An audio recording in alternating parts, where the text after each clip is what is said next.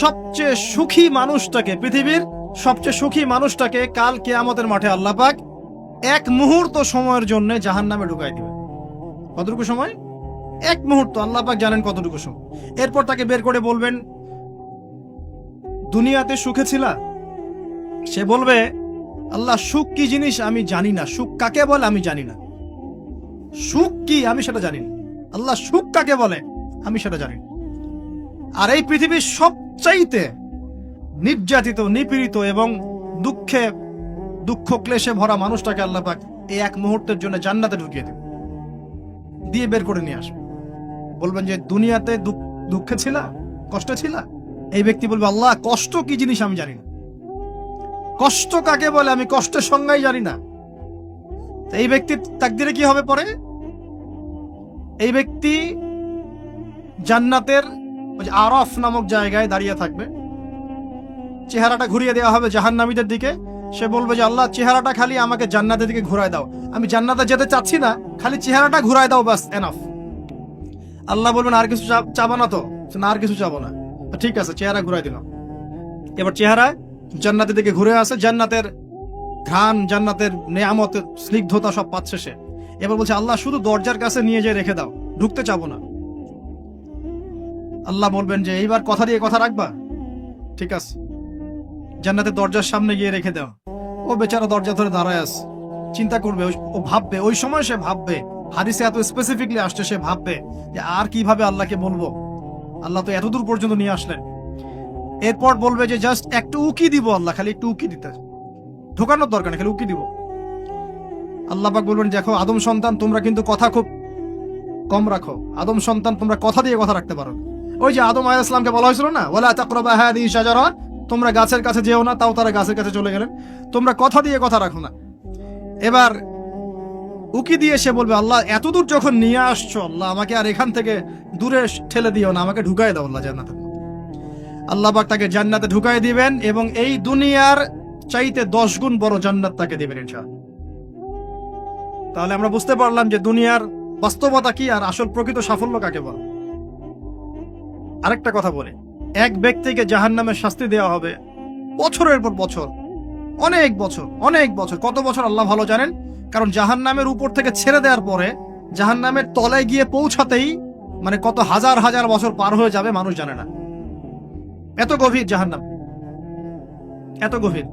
আমরা তো এখন নাসাকে ইলাহ বানিয়ে নিয়েছি, নাসা যা বলে তাই বিশ্বাস করি। ও বলে মঙ্গলে পানি আছে, আমরা বলি হ্যাঁ পানি আছে।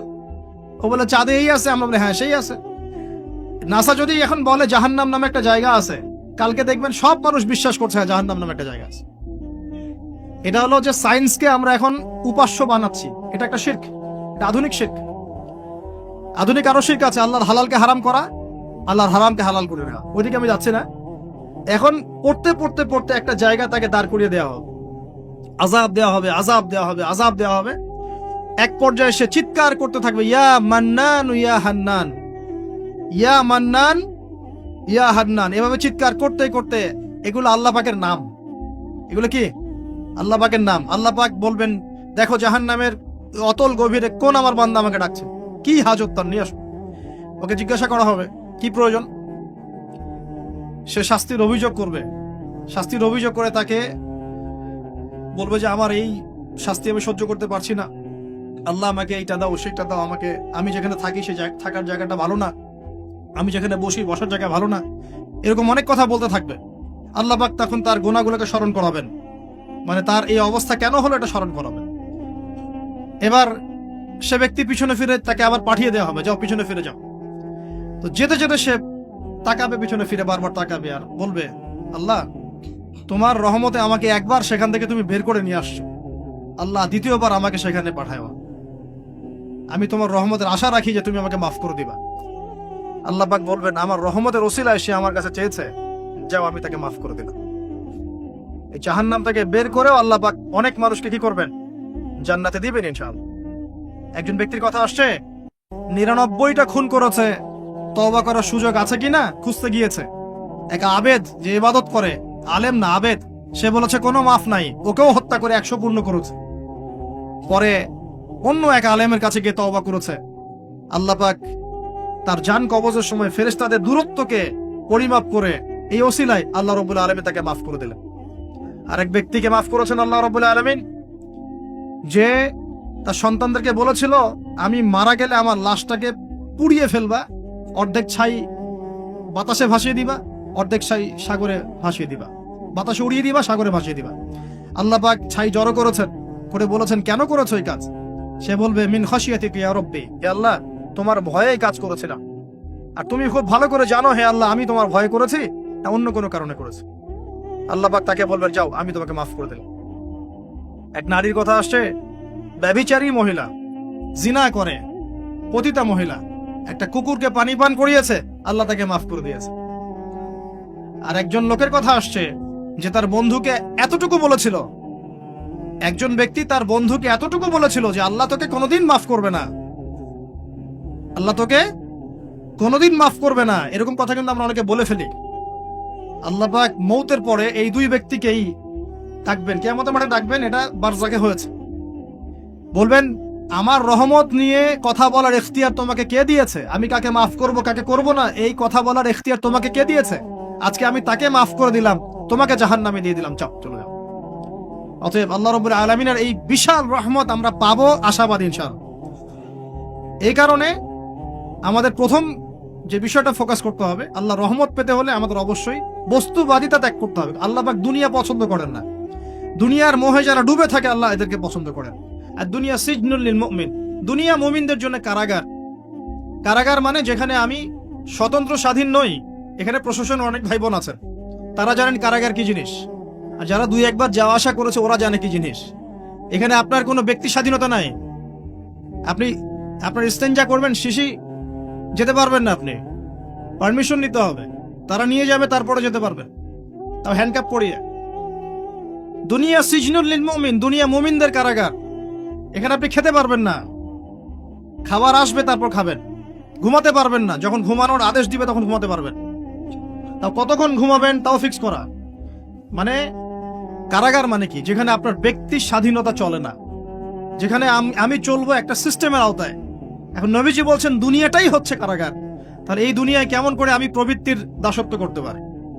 কেমন করে আমি আল্লাহকে ভুলে নামাজ বাদ দিতে পারি? কেমন করে জাকাত সেই কবে ফরজ হয়েছে, মিল ইন্ডাস্ট্রিজ ফ্যাক্টরিজ করেছি, জাকাত দেই না। রমজান মাস যায় আসে যায় আসে যায় আসে, রোজাও রাখি না, তারাবি পড়তে পারি না। কোরআন আমার সামনে মানুষ তেলাওয়াত করে, কোরআন আমার ঘরে পড়ে আছে, শেলফের উপরে ধুলাও আছে, শেলফের উপরে কোরআন ধুলাওয়ালা, ধুলো মাখা। কোরআন পড়ার তৌফিক হয় না, নবীর হাদিসগুলো চর্চা করার তৌফিক হচ্ছে না, ইসলামিক বইপত্র পড়তে পারি না। এই কারাগারের জীবনে বসি আমি একটা মেয়ের পিছনে দৌড়াচ্ছি, মাদক খাচ্ছি, জেনা করছি, কোনো সময় ধর্ষণ করছি, কোনো সময় সুদ খাচ্ছি, ঘুষ খাচ্ছি, দুর্নীতি করছি, এই কারাগারের জীবনে বসে, যেখানে আমার কোনো ব্যক্তি স্বাধীনতা নাই। তাহলে কারাগারের জীবনের মেয়াদ যখন শেষ হবে, যখন তাকে এখান থেকে বের করে নিয়ে আসা হবে, অর্থাৎ মৃত্যু, তখন তার সাথে কি রকম রিমান্ডে আচরণ করা হবে এটা ভালো করে বুঝে নেন। এখন নবীজি বলছেন আদ-দুনিয়া সিজনুল লিল মুমিন ওয়াল জান্নাতু লিল কাফির। কাফেরদের জন্য, মুশরিকদের জন্য এই দুনিয়াটা হচ্ছে জান্নাত। জান্নাত মানে কি? যা ইচ্ছা তাই করতে পারবে। জান্নাত মানে কি? আপনি চাচ্ছেন আল্লাহ আমি এখন একটা খামর চাই, শরাব আপনার সামনে হাজির, চিন্তা করার সাথে সাথে। জান্নাত মানে কি? আল্লাহ আমি আপনাকে দেখতে চাই, আল্লাহকে আপনি দেখতে পারবেন। জান্নাত মানে কি? আপনি মধুর নহর, দুধের নহর, পানির নহর, শরাবের নহর, হুরুন ঈন চতুর্দিকে ঘোরাফেরা করছে। একজন নিম্নমানের জান্নাতি, মানে সবচেয়ে শেষের দিকে যারা জান্নাতে যাবে, তাদের সাথেই দুজন করে হুরুন ঈন, আহাল পরিবার তো আছেই, গিলমান পানপাত্র নিয়ে চারপাশে ঘোরাফেরা করবে। জান্নাত মানে কি? যেখানে যা ইচ্ছা তাই করা যাবে, বলার কেউ নাই, বাধা দেওয়ার কেউ নাই, সেখানে কোনো মৃত্যু নাই, সেখানে কোনো অহেতুক কথাবার্তাও নাই, কোনো গাল গল্প নাই, কোনো মিথ্যা নাই, কষ্টের ক্লেশ মাত্র নাই, থুতু ফেলতে হবে না। জান্নাত মানে থুতু ফেলতে হবে না। জান্নাত মানে হাঁচি হবে না, নাক ঝাড়তে হবে না। জান্নাত মানে ইস্তেঞ্জা, পেশাব পায়খানা করার টেনশন নাই। মানুষ খাবার খাবে, একটা ঢেকুর তুলবে, ব্যাস খাবার হজম হয়ে গেছে। আর জান্নাতের সবচেয়ে বড় বিষয়টা কি? আল্লাহ পাককে আমরা এই চোখ দিয়ে দেখতে পারবো ইনশাআল্লাহ। আর তার সমকক্ষ একটা বিষয় হচ্ছে আল্লাহ পাক বলে দিবেন যে আমি তোমাদের সবার উপর সন্তুষ্ট হয়ে গেলাম, যাও, কোনোদিন অসন্তুষ্ট হব। ব্যাস, দ্যাটস অল। এখন আপনি যত কিছুই করেন এই বস্তুবাদী জীবনে, মনে একটা ভয় থেকে যাবে। আপনি বিশ্ব নেতা হয়েছেন, বড় শিল্পপতি হয়েছেন, পলিটিশিয়ান হয়েছেন, ইকোনমিস্ট হয়েছেন, মনে একটা ভয় থেকে যাবে যে মরতে আমাকে হবে, আল্লাহ আমাকে ধরবেই, হিসেব আমাকে দেওয়া লাগবেই, কবরে আমাকে একাই যাওয়া লাগবেই, আমাকে কিয়ামতের মাঠে দাঁড়াতে হবে আল্লাহর সামনে। মনে একটা ভয় কাজ করে, যদিও বাইরে মানুষ দেখায় যে কোনো ভয় নাই।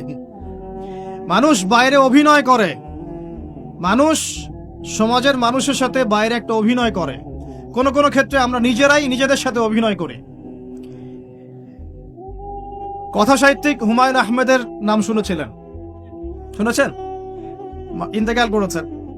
একটা সময় ছিল আমরা স্কুলে পড়তাম, কলেজে পড়তাম, মাঝে মাঝে টুকটাক এ ধরনের কিতাব, বইপত্র পড়া হয়েছে। হিমু, মিসির আলী এইসব পড়া হয়েছে। শরৎচন্দ্র, বঙ্কিমচন্দ্র, রবীন্দ্রনাথ, নজরুলের কবিতাগুলো, ইভেন শেক্সপিয়ার, অ্যাডাম স্মিথ সহ, যিনি অর্থনীতির জনক। যাই হোক, তিনি তার বইয়ের মধ্যে লিখেছিলেন যে এই পুরো দুনিয়াটা হচ্ছে অভিনয়ের মঞ্চ। কথা সাহিত্যিক, তিনি বলছেন তার মতো করে এই পুরো দুনিয়াটাই অভিনয়ের মঞ্চ, আর আমরা সবাই নিজ নিজ জায়গায় অন্যের সাথে অভিনয় করছি। কোন কোন ক্ষেত্রে আমরা নিজেরা নিজেদের সাথে অভিনয় করছি। তিনি বলছিলেন আমরা সবাই অভিনেতা, আর সবচেয়ে বড় অভিনেতা হচ্ছে পলিটিশিয়ানরা, কারণ তাদেরকে অনেক বড় মঞ্চে অভিনয় করতে হয়। এটা আমার কথা না, হুমায়ুন আহমেদের কথা, পড়ে দেখেন তো। আল্লাহ পাক পাঠিয়েছেন তার ইবাদত করতে, আর এই বস্তুবাদী জগৎ আমাদেরকে ভুলিয়ে দিল কিভাবে? কয়েকটা প্রলোভন দিল। প্রথম প্রলোভন হচ্ছে টাকা, তারপরে জীবনে কি করব, প্রতিষ্ঠিত হওয়ার চিন্তা, তারপরে চাই চাই আরো চাই, এই একটা আকীদা দর্শন, তারপরে আমার স্ত্রী সন্তান আহাল পরিবারের কি হবে, আর আরেকটা দর্শন আছে, এটাকে বলে চারবাক দর্শন। এবং দুঃখের সাথে বলতে হয়, আমাদের রবীন্দ্রনাথ ঠাকুর কিন্তু এই দর্শনের মানুষ ছিলেন। চারবাক কিরকম? তার কবিতা পড়লে দেখবেন লেখা আছে, দুহাতে যা পাও হাত পেতে নাও, দুহাতে যা পাও হাত পেতে নাও, বাকির খাতা শূন্য থাক, বাকির খাতা শূন্য থাক। ঠিক চারবাক দর্শন। এটা ফিলোসফি পড়েছেন, এখানে অনেক টিচারও আছেন আমি জানি, তারা এই কথাগুলো বুঝবেন। চারবাক দর্শন কেমন? ঋণ করে ঘি খাও, ঋণ করে ঘি খাও, যতদিন বাঁচবে সুখে বাঁচবে, এটা হলো চারবাক দর্শন। তো দুহাতে যা পাও হাত পেতে নাও, বাকির খাতা শূন্য থাক, মিল আছে না? ঋণ করে হলো ঘি খান, যেভাবে হোক ঘি খান না, মানে ঋণ করে হলো ঘি খান, যতদিন বাঁচবেন সুখে বাঁচবেন। তাহলে এই দর্শনগুলো বস্তুবাদী না? বুঝতে পারছেন কিনা? মেটেরিয়ালিজম, বস্তুবাদিতা, মানে আপনি চোখের সামনে যা দেখছেন এই দুনিয়া, যেভাবে হোক অর্জন করে নেন, বাকির খাতা শূন্য থাক। ইসলামিক কনসেপ্ট এর টোটাল ডিফারেন্ট কনসেপ্ট। ইসলামের ঈমান, আকীদা, ইসলাম, পরকাল, মুহাম্মদ সাল্লাল্লাহু আলাইহি ওয়াসাল্লামের আদর্শ সম্পূর্ণ ডিফারেন্ট। আমরা বলি কি, এই দুনিয়াতে আমরা মুসাফির, দুনিয়াতে আমরা কি মুসাফির, কে কতদিন থাকবো কোনো ঠিক নাই। নবীজি বলছেন, হে আব্দুল্লাহ বিন ওমর, তুমি দুনিয়াতে মুসাফিরের মতো থাকো, সকালবেলা উঠলে সন্ধ্যার অপেক্ষা করো না, সন্ধ্যাবেলা হলে সকালের অপেক্ষা করো না। দর্শনের মধ্যে কত পার্থক্য না, আকাশ পাতাল পার্থক্য না? এখন যদি এই বস্তুবাদী দর্শন দিয়ে আপনি চলাফেরা করেন, তাহলে তো আপনার লাইফের অ্যাম্বিশন হবে একটা ফ্ল্যাট, আর ওটা এনি হাও আপনাকে অ্যাচিভ করতে হবে, legal way or illegal way, আপনাকে অ্যাচিভ করতেই হবে, অ্যাচিভ করতেই হবে, যেহেতু আপনার মোটিভটা হচ্ছে মেটেরিয়ালিজম, বস্তুবাদিতা।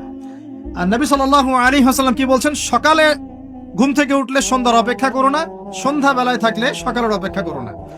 তুমি দুনিয়াতে মুসাফিরের মতো থাকো, তোমার যতটুকুতে দুনিয়া চলে যায় এতটুকুতে সন্তুষ্ট থাকো।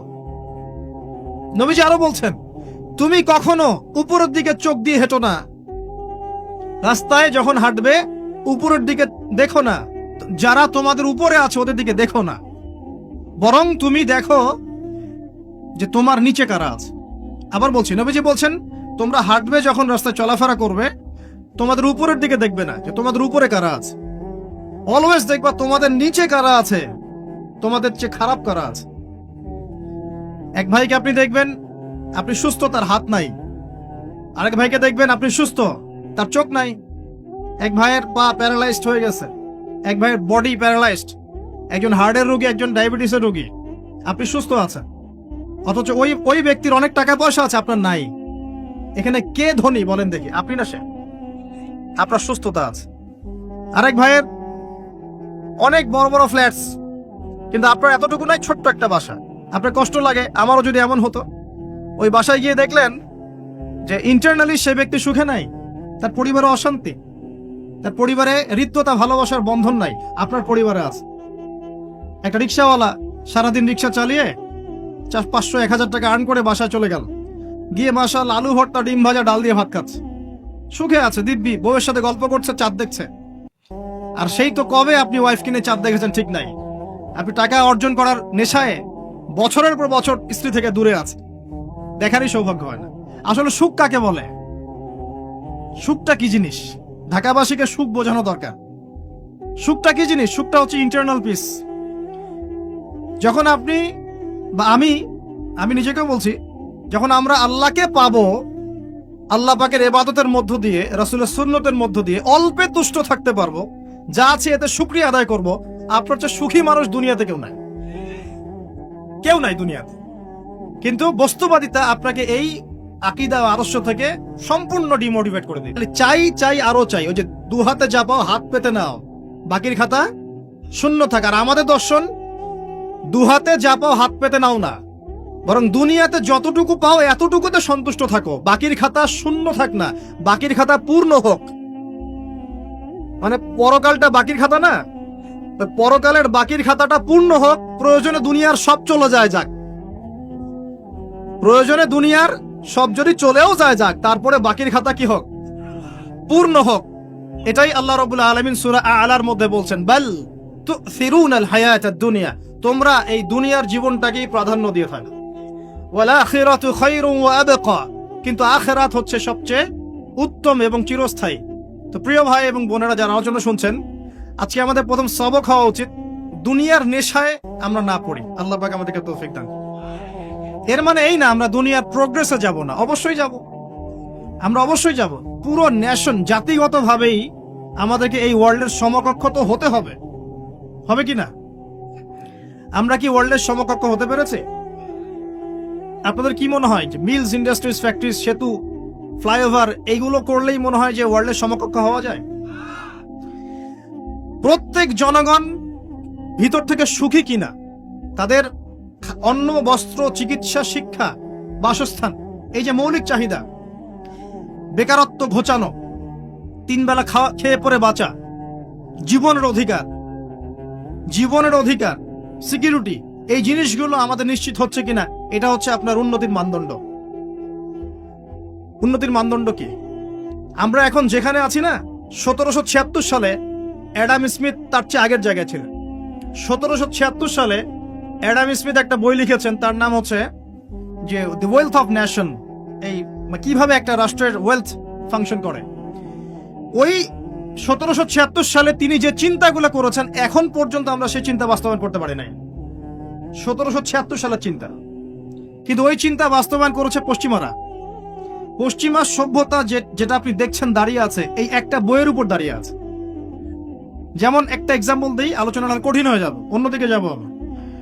আমরা মনে করি যে অর্থনীতি আমরা নিয়ন্ত্রণ করব, ঠিক আছে, অর্থনীতির পুরো বিষয়গুলো আমরা নিয়ন্ত্রণ করে আমরা সমৃদ্ধি নিয়ে আসবো। আসলে বিষয়টা কি জানেন? অর্থনীতির নিজের একটা ফ্লো আছে, ও নিজেই নিজেকে নিয়ন্ত্রণ করে, এবং তার উপর একটা ইনভিজিবল হ্যান্ড থাকে, অদৃশ্য হাত, যেটা আমরা বলি আল্লাহ রাব্বুল আলামিন। আল্লাহ রাব্বুল আলামিন এই পুরো অর্থনীতিকে নিয়ন্ত্রণ করে। আমরা যখন সেটাকে ইন্টারফেয়ার করতে যাব, তখন ইকোনমি কলাপস করে যাব। এই যে করছে কলাপস। আরো ব্যাপার আছে, শুধু ব্যবসা, অর্থনীতি, এক্সপোর্ট ইম্পোর্ট, এগুলোকে তিনি জাতির মানদণ্ড বলতেন না। তিনি বলতেন যতক্ষণ পর্যন্ত জাতির প্রত্যেক ব্যক্তির মধ্যে এথিক্স না আসবে, নীতি যতক্ষণ পর্যন্ত না আসবে, আপনি করাপশন থামাতে পারবেন না। তাই হয়েছে না? শুধু ব্যবসা না, আদর্শ কতটুকু আছে? এই যে আপনি দেখছেন বিভিন্ন জায়গায় ভেজাল খাবার খাওয়াচ্ছে, ওদেরকে টাকার অভাব আছে? ওদের টাকার কিন্তু অভাব নাই। নেম ফ্রেমের কোনো ঘাটতি আছে? এস্টাবলিশড বিজনেস, তাহলে কেন আপনাকে ভেজাল খাওয়াবে? কারণ তার মধ্যে এথিক্স নাই, নীতি নাই। এই জন্য জাতির প্রত্যেক সদস্যকে, মানে প্রত্যেক জনগণের প্রত্যেককেই আগে নীতিগত শিক্ষা দেওয়া উচিত। আর এই কাজটাই করে ইসলাম, বলে সুবহানাল্লাহ। এই এথিক্স এবং নীতি শেখায় কে? ইসলাম। ইসলামের চেয়ে সার্বজনীন ভাবে এবং যুগোপযোগী ভাবে কেউ এথিক্স শেখাতে পারবে না। কাগজে কলমে অনেকে অনেক কথা বলতে পারে, প্র্যাকটিক্যালি শেখাবে কে? ইসলাম। এখন বলতে পারেন তাহলে মুসলিমদের মধ্যে দুর্নীতি কেন, মুসলিমদের মধ্যে কেন এই সমস্যাগুলো হয়? উত্তর একটাই, ওই যে স্যার বলে গেলেন আমি বিভিন্ন ওয়াজে যে এক এক জায়গায় এক এক কথা বলে। উত্তরটা কি? উত্তরটা হচ্ছে যে কোরআন এবং সুন্নাহর সঠিক যে শিক্ষাটা আছে এই শিক্ষাটা আমরা অনেকেই বাস্তবায়ন করতে পারছি না। এটা আমাদের ব্যর্থতা। এটা কাদের ব্যর্থতা? এটা আমাদের ব্যর্থতা। এখানে আমাদের ব্যক্তির স্বার্থ থাকতে পারে, এখানে আমার জ্ঞানের স্বল্পতা থাকতে পারে, আমার ভিতরে অহংকার থাকতে পারে, বা আমি অল্প শিক্ষিত হতে পারি, এবং এমন হতে পারে আমার জ্ঞানটা যুগোপযোগী না। ইসলামিক জ্ঞান আমার মধ্যে আছে কিন্তু কিভাবে এই জ্ঞান দিয়ে ওয়ার্ল্ডকে ডিল করবো এই জ্ঞানটা আমার মধ্যে নাই। এই কারণে আমরা হয়তোবা ইসলাম কোরআন সুন্নাহ হাতে থাকার পরেও এই সমস্যাগুলো ফেস করছি।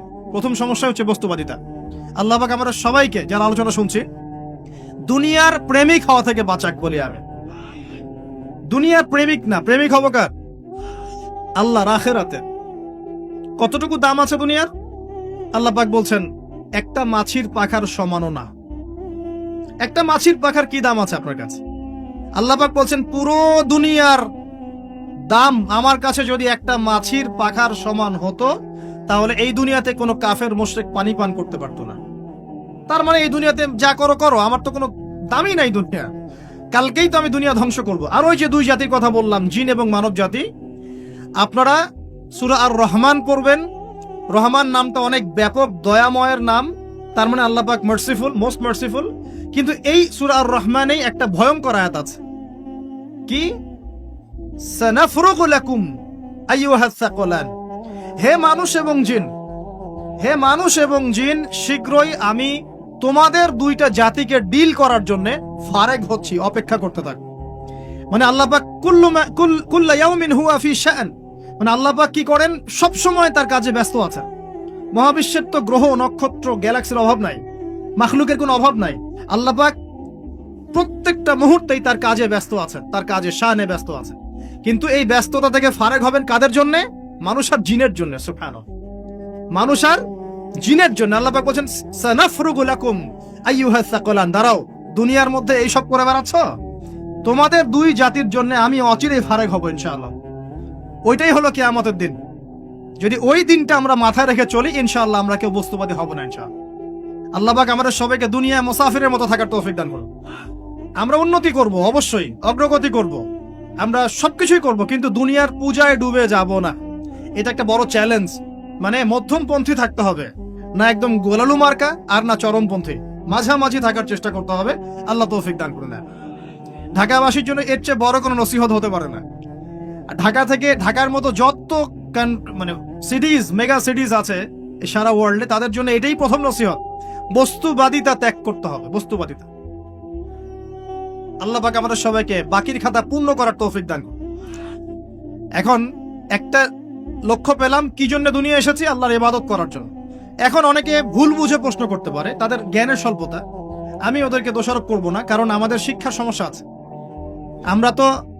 আমরা তো সবার মাঝে ইসলামিক সার্বজনীন শিক্ষা দিতে পারছি না। এই কারণে অনেকে প্রশ্ন করতে পারে তাহলে কি সারা জীবন আল্লাহ বিল্লাহি করতে হবে? আমি কি সারা জীবন তাসবিহ তাহলিল জিকির আজকার নামাজি পড়ে বেড়াবো তাহলে? এটা হলো তার ভুল বুঝ। এই আয়াত সম্পর্কে ভুল ব্যাখ্যা।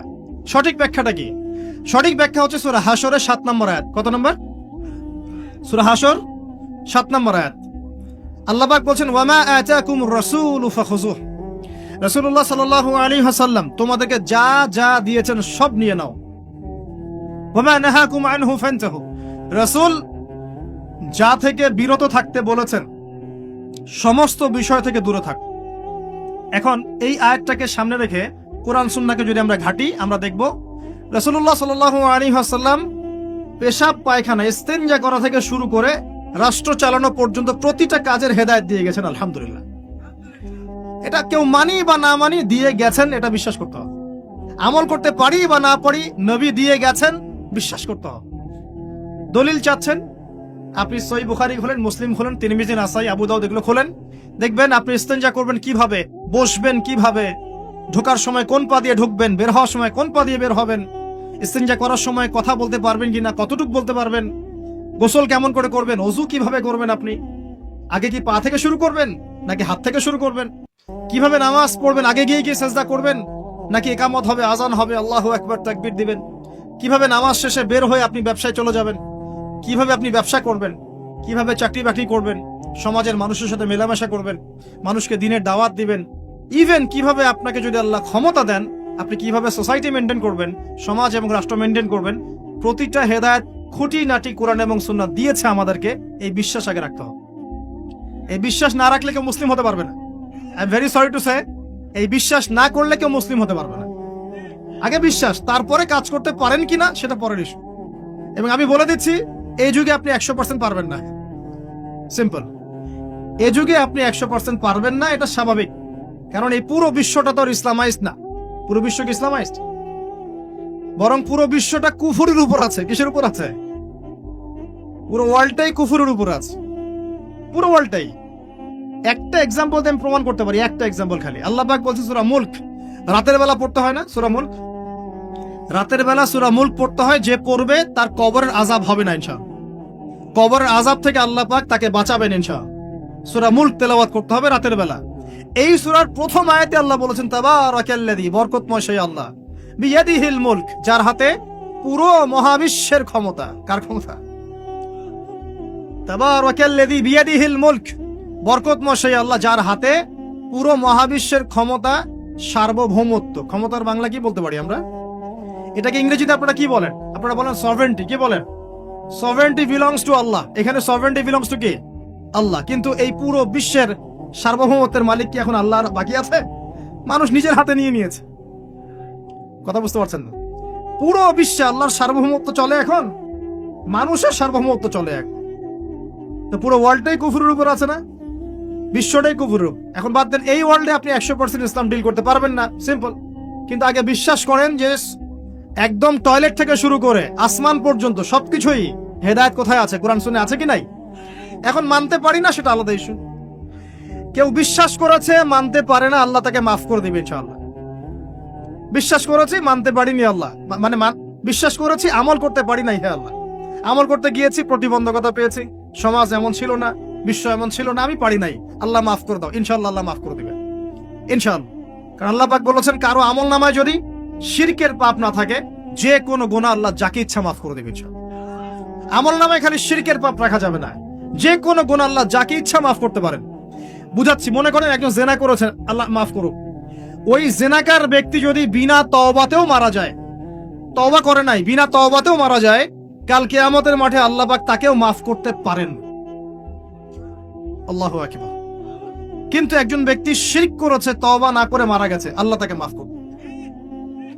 এখন শিরকের পাপ ছাড়া যে কোনো পাপ আল্লাহ মাফ করবেন ইনশাআল্লাহ। সো আগে আকীদা পোষণ করি যে হ্যাঁ, কোরআন সুন্নাহয় সবকিছুর সমাধান আছে আলহামদুলিল্লাহ। এখন আমি আমল করতে গিয়ে হয়তো পারছি না। এখন আমার বিশ্বাস চলমান বিশ্বের সাথে সাংঘর্ষিক হচ্ছে, এবং এই বিশ্বাসকে দমিয়ে দেওয়ার জন্য কি করা হচ্ছে? এই বস্তুবাদিতার মতো আদর্শগুলো আপনার সামনে তোলা হচ্ছে। এখানে উত্তরটা কি? এখানে উত্তরটা হচ্ছে, দেখুন, ইবাদত মানে শুধুমাত্র নামাজ, রোজা, হজ, যাকাত নয়। ইবাদত মানে শুধুমাত্র নামাজ, রোজা, হজ, যাকাত নয়, বরং আমার জীবনের প্রতিটা সেক্টরই ইবাদত বলে কাউন্ট হবে যদি আমি সেই কাজটাকে নবীর সুন্নাত অনুযায়ী করতে পারি। আমার কথা কি বুঝতে পারছেন? এই হলো ব্যাখ্যা, ওয়ামা খালাকতুল জিন্না ওয়াল ইনসা ইল্লা লিয়াবুদুন। আমি জিন আর মানুষকে শুধু আমার ইবাদত করার জন্যই সৃষ্টি করেছি। আপনার ইস্তেনজা করাটা ইবাদত। সুবহানাল্লাহ। আমার ইস্তেনজা করা কার প্রয়োজন? আমার না ইসলামের, না আল্লাহ পাকের? নাউজুবিল্লাহ। ইস্তেনজা কার জন্য করি? আমার প্রয়োজন। আমাকে এখন ইস্তেনজা করতে হবে, কষ্ট দিচ্ছে আমাকে। খাবার খাবেন, কার জন্য খাচ্ছেন? আমার জন্য নয় কি? আমার জন্য। আপনি ব্যবসা করছেন, কার জন্য? আমার জন্য, আমার স্ত্রী সন্তান, আমার পরিবারের জন্য। আপনি সমাজ চালাচ্ছেন, কার জন্য? আপনার জনগণের জন্য। এখানে স্বার্থ কার? মানুষের না আল্লাহ? আমার স্বার্থে আমি এই সব কাজগুলো করব, নবীর সুন্নাহ অনুযায়ী করব, তাহলে দুনিয়াবি কাজগুলোতেও আল্লাহ পাক নেকি দিয়ে দিবেন ইনশাআল্লাহ। কেমন দুনিয়াবি কাজ? স্ত্রী সহবাস করা, স্ত্রীর সাথে ভালোবাসা, প্রণয় বিনিময় করা। আপনি স্ত্রীর দিকে তাকিয়েছেন, নেকি হয়েছে। স্ত্রীর হাতটা ধরেছেন, নেকি হয়েছে। স্ত্রীকে আদর করেছেন, নেকি হয়েছে। তার মুখের মধ্যে ভাত তুলে দিয়েছেন, নেকি হয়েছে। আপনার ছেলেকে আদর করে কোলে নিয়েছেন, নেকি হয়েছে। মা ছেলেকে দুধ পান করাচ্ছে, নেকি হচ্ছে। আপনি ভাইকে 5টা টাকা দিয়ে সহযোগিতা করলেন, নেকি হচ্ছে। একজন এসে বসতে পারছে না, জায়গা ছেড়ে দিলেন, নেকি হচ্ছে। ইভেন রাস্তায় হাঁটছেন, এক মুসলিম ভাইয়ের সাথে সাক্ষাৎ হলো, সালাম দিলেন, মুচকি হাসি দিলেন, নেকি হয়ে গেল। তাহলে আমরা কিভাবে বলতে পারি যে ইসলাম কি শুধু নামাজ রোজা হজ জাকাতকেই স্বীকৃতি দেয়, এগুলো করতেই দুনিয়াতে আসছি, নাকি সব কাজই ইবাদত? আমার আলোচনা কি কঠিন হয়ে যাচ্ছে? আমাদের জীবনের প্রতিটা কাজই ইবাদত, যদি সেটা রাসূল সাল্লাল্লাহু আলাইহি ওয়াসাল্লামের সুন্নাহ মতো করা হয়।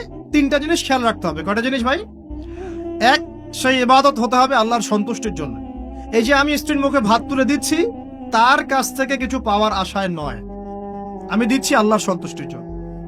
আমি যে একজন মুসলিম ভাইকে হাসি মুখে সাক্ষাৎ করলাম, ও আমাকে ভালো বলবে, পরে আমাকে হেল্প করবে, এমন এই জন্য নয়, আল্লাহ পাক সন্তুষ্ট হবেন তাই। আমি নামাজে দাঁড়িয়েছি, লোকে আমাকে ভালো বলবে এই জন্য দাঁড়াই নাই, দাঁড়িয়েছি কেন? যাতে আল্লাহ আমাকে কাল কিয়ামতের মাঠে বাঁচাও। আমি দাড়ি ছেড়ে দিয়েছি কেন?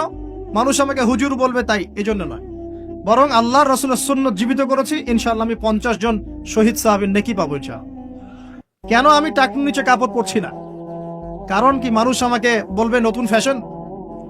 না, আমি এই কারণে পড়ছি যাতে রাসূল সাল্লাল্লাহু আলাইহি ওয়াসাল্লাম কাল কিয়ামতের মাঠে এই সুন্নাহর উপর আমল করার জন্য আমার পক্ষে সুপারিশ করেন। আমার ইবাদত, আমার পর্দা, আমার পরিবার, আমার ব্যবসা, আমার অর্থনীতি, আমার পলিটিক্স সবকিছু আল্লাহর জন্য করব, এই একটা হলো মূলনীতি ইবাদত কবুল হওয়ার। 1, 2, সেই আমলটা হতে হবে রাসূলের সুন্নাহ মোতাবেক, অন্য কোনো পদ্ধতিতে নয়। মনে করেন আমি একজন খুব বড় বুজুর্গ হয়ে গেছি, নাউজুবিল্লাহ, আমরা এত বড় বুজুর্গ হয়ে যাই নাই যে টাইটেলগুলো আপনারা দেন, এগুলোর কোনো প্রয়োজনও নাই। এখন একজন বড় বুজুর্গ এসে যদি আপনাকে কোনো ইবাদতের পদ্ধতি শিখিয়ে দেয় যে এই পদ্ধতিতে ইবাদত করো, অনেক ভালো হবে, কিন্তু ওই পদ্ধতির সাথে রাসূলের এবং সাহাবীদের পদ্ধতির কোনো মিল নাই, মুখরোচক মনে হলো, দেখতে সুন্দর মনে হলো, এবং অনেক মানুষ তা করছে এরকম দলিল থাকলেও সেই কাজটা করা যাবে না। কারণ কি? কারণ সেই কাজটা রাসূল সাল্লাল্লাহু আলাইহি ওয়াসাল্লামের সুন্নাহ মাফিক হয়নি। আল্লাহ রাসূল করেন নাই, সাহাবীরা করেন নাই, বাস আমি করব না, সিম্পল। ইমামরাও করেন নাই, পরবর্তী জেনারেশনের কেউই করেন নাই। এখন যত ভালো টাটকা মজা লাগুক, দেখতে সুন্দর লাগুক, বহু মানুষ করছে, এইসব দলিলে ইসলাম টিকবে না। আল্লাহ পাক বোঝার তৌফিক দান করুন। 1 নম্বর শর্ত আল্লাহর সন্তুষ্টির জন্য হতে হবে। 2 নম্বর রাসূলের পদ্ধতিতে হতে হবে। 3 নম্বর খুব ডিফিকাল্ট, 3 নম্বরটা বেশি ডিফিকাল্ট। প্রথম 2টা পার হয়ে গেলেও 3 নম্বরে গিয়ে আমরা আটকে যাচ্ছি। আর বলবো, রাগটা করবেন না তো।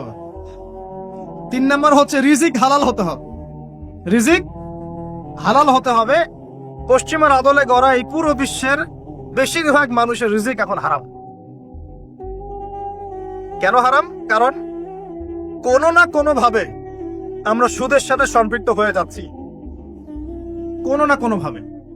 আর নবীজি অনেক আগেই বলেছিলেন, 1400 বছর আগে, যে একটা জামানা তোমাদের সামনে আসবে, যে মানুষ সুদ খেতে চাইবে না তার গায়েও সুদের ছিটাফোঁটা গিয়ে লাগছে কিনা? এখন আপনি খেতে চাইবেন না, আপনাকে মেসেজ পাঠিয়ে দেওয়া হবে আপনার অ্যাকাউন্টে এত টাকায় যোগ হয়েছে। কি করবেন এখন? টাকাটা আপনি সুদের টাকা। সুদের টাকা মানে কি?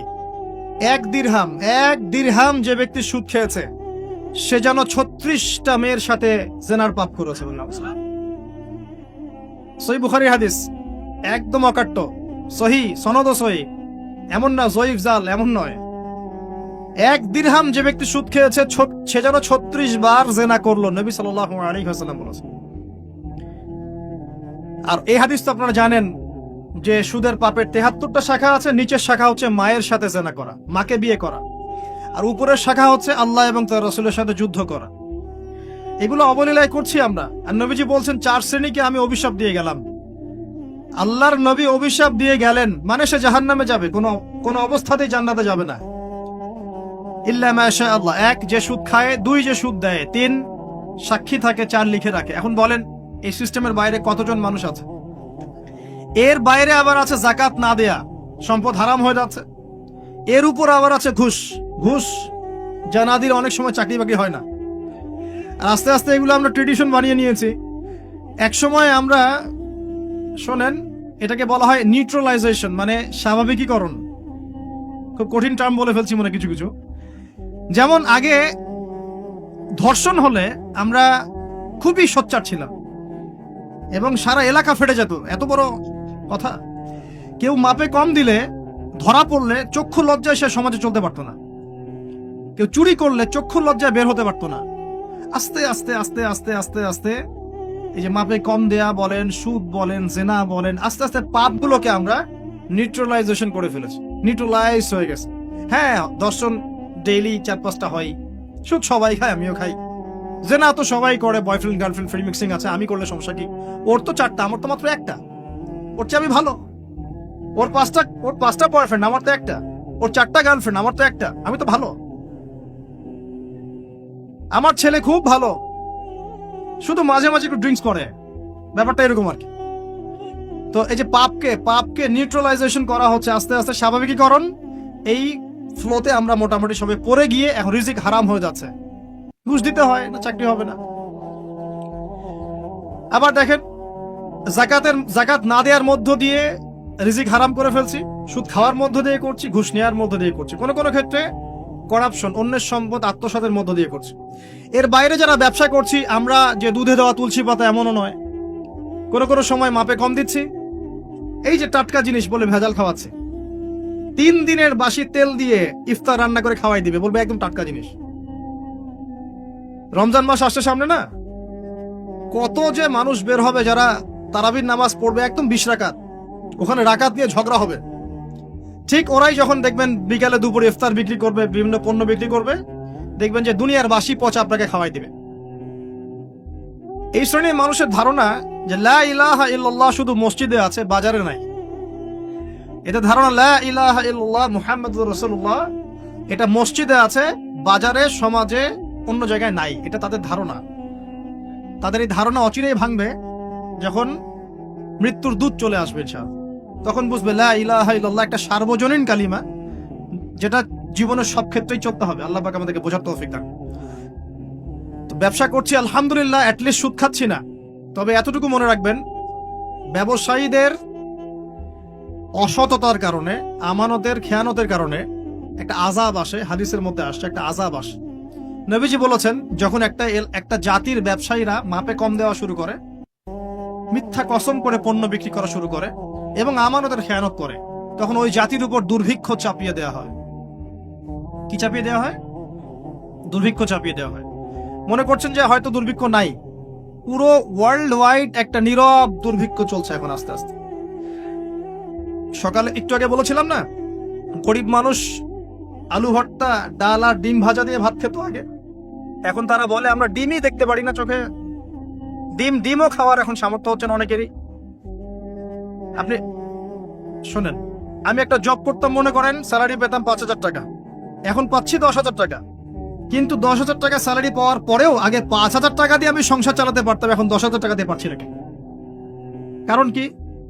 কারণ হচ্ছে মুদ্রাস্ফীতি, দ্রব্যমূল্যের ঊর্ধ্বগতি, এর পাশাপাশি আছে আমানতের খেয়ানত করা, করাপশন এবং কিছু অসৎ ব্যবসায়ীর এই দুরভিসন্ধি। এসবের কারণে সাফার করছি কারা? আপনি তো সাফার করবেন না, কারণ আপনার তো ফ্ল্যাট আছে বড়। আপনি তো সাফার করবেন না, বিকজ আপনার আমার তো 3 বেলা খাওয়ার টাকা পয়সা আছে। এই যে আমি এসেছি, আমাকে ভালো অঙ্কের হাদিয়া দিচ্ছে, আমি তো সাফার করব না। সাফার কে করবে? সাফার করবে রিক্সাওয়ালা ভাই, ভ্যানওয়ালা ভাই, এই যে রাস্তাঘাটে যারা আশপাশে বাসা করে আছে, যারা দারিদ্র সীমার নিচে আছে। এদের সংখ্যা কত আপনার মনে হয়? মিনিমাম 3 থেকে 4 কোটি মানুষ আমাদের দেশের। মনে হচ্ছে পপুলেশনটা কম। উমর রাদিয়াল্লাহু আনহু বলতেন, আমি ভয় করি যদি আমার অধীনে একটা মেষপালক, মানে যে মেষ চড়ায়, এই মেষপালক এবং তার মেষ যদি না খেয়ে মারা যায়, আমি ভয় করি আল্লাহ কাল কিয়ামতের মাঠে আমাকে দাঁড় করিয়ে বলবেন, হে ওমর, তোমার তত্ত্বাবধানে এই ব্যক্তি না খেয়ে মরলো কেন? এগুলো হিস্ট্রি হয়ে গেছে জাদুঘরে। এগুলো কোথায়? যা মিউজিয়ামে, হিস্ট্রি মিউজিয়ামে। কিন্তু এটাই ইসলাম। এখন সলিউশন কি? একটু এই জায়গায় কথা বলে সামনে যাই, একটু মনোযোগ দেন। সলিউশনটা কি? প্রথম কথা হচ্ছে আমাদের সবাইকে আমানতদার হতে হবে ভাই, প্লিজ। যে যার জায়গা থেকে আমানতের পরিচয় দিয়ে আল্লাহ পাক তৌফিক দান করুন। 2 নাম্বার, অল্পে তুষ্ট থাকার চেষ্টা করতে হবে। অল্পে তুষ্ট থাকার চেষ্টা করি, আল্লাহ তৌফিক দান করুন। 3 নাম্বার, কোনো প্রকার সম্পদ অপচয় করা যাবে না। কোনো প্রকার সম্পদ, না ব্যক্তিগত, না সোশ্যাল, না আমরা জনগণ রাষ্ট্রীয় সম্পদ কোনোভাবেই সম্পদ অপচয় করা যাবে না। আমরা প্রচুর অপচয় করি, প্রচুর। আমরা জনগণরাই করি। আমরা কি দুধে দেওয়া তুলসী পাতা মনে করছেন নাকি? জনগণ দুধে দেওয়া তুলসী পাতা মনে করছে? কে বলেছে মাপে কম দিতে? ওকে সরকার ফোর্স করেছে? ও দিল কেন? কে কে পাপে এখানে? কার দোষ বলেন? আমরা অলওয়েজ আঙ্গুল উপরের দিকে, সবার আগে আঙ্গুল হবে এই দিকে, নিচের দিকে। আমরা অলওয়েজ মানুষের ফেস দেখার চেষ্টা করি। আগে ফেস দেখবো আয়নায়, নিজের ফেস, তারপরে মানুষের ফেস। আমরা মাপে কম দেই। আমরাই তো সুদ খাচ্ছি, আমরাই ঘুষ নিচ্ছি, আমরা দুর্নীতি করছি, আমরা মানুষের সম্পদ অন্যায়ভাবে হস্তক্ষেপ করছি, আমরা রাষ্ট্রের সম্পদ অপচয় করছি। আমরা সিগন্যাল দিয়েছে, আপনি মানলেন না। তো সিগন্যাল দিয়েছে, মানলেন না। এখানে তো আপনি খেয়ানত করলেন। টোল দিয়েছে, টোল, আপনি ফুস করে গাড়িটা টান দিয়ে চলে গেলেন, আপনি তো খেয়ানত করলেন। এখানে এই ট্যাক্স তো রাষ্ট্রের পাওনা ছিল, দীর্ঘদিন বিল পড়ে আছে, আপনি দিচ্ছেন না বিল, ট্যাক্সের টাকা দিচ্ছেন না, বিল দিচ্ছেন, আপনি তো খেয়ানত করছেন। এই হিউজ অ্যামাউন্ট অফ যদি করাপ্টেড মানিগুলোকে এক জায়গায় করা যায় না, বাংলাদেশ হবে নিউ ইয়র্ক একদম এক থেকে নিনটা। বস্তুবাদিতার কথা বলছি, বস্তুবাদিতার দিক থেকে, কনস্ট্রাকশন এইসবের দিক থেকে আর কি, life first lane of life, এই দিক থেকে যে জিডিপি এরকম থাকতো, যদি সব করাপশনের টাকাগুলোকে আপনি জড়ো করতে পারতেন। কিভাবে সম্ভব? কে নিবে এই উদ্যোগ? আল্লাহ পাক এমন ব্যক্তিত্ব উপর থেকে নিয়ে আসুন বলি আমি। দোয়া করতে কোনো দোষ আছে? X Y Z whoever he is, এটা বড় কথা না। বড় কথা হচ্ছে কার হাতে ইনসাফ প্রতিষ্ঠা হয়। আল্লাহ পাক তৌফিক দান।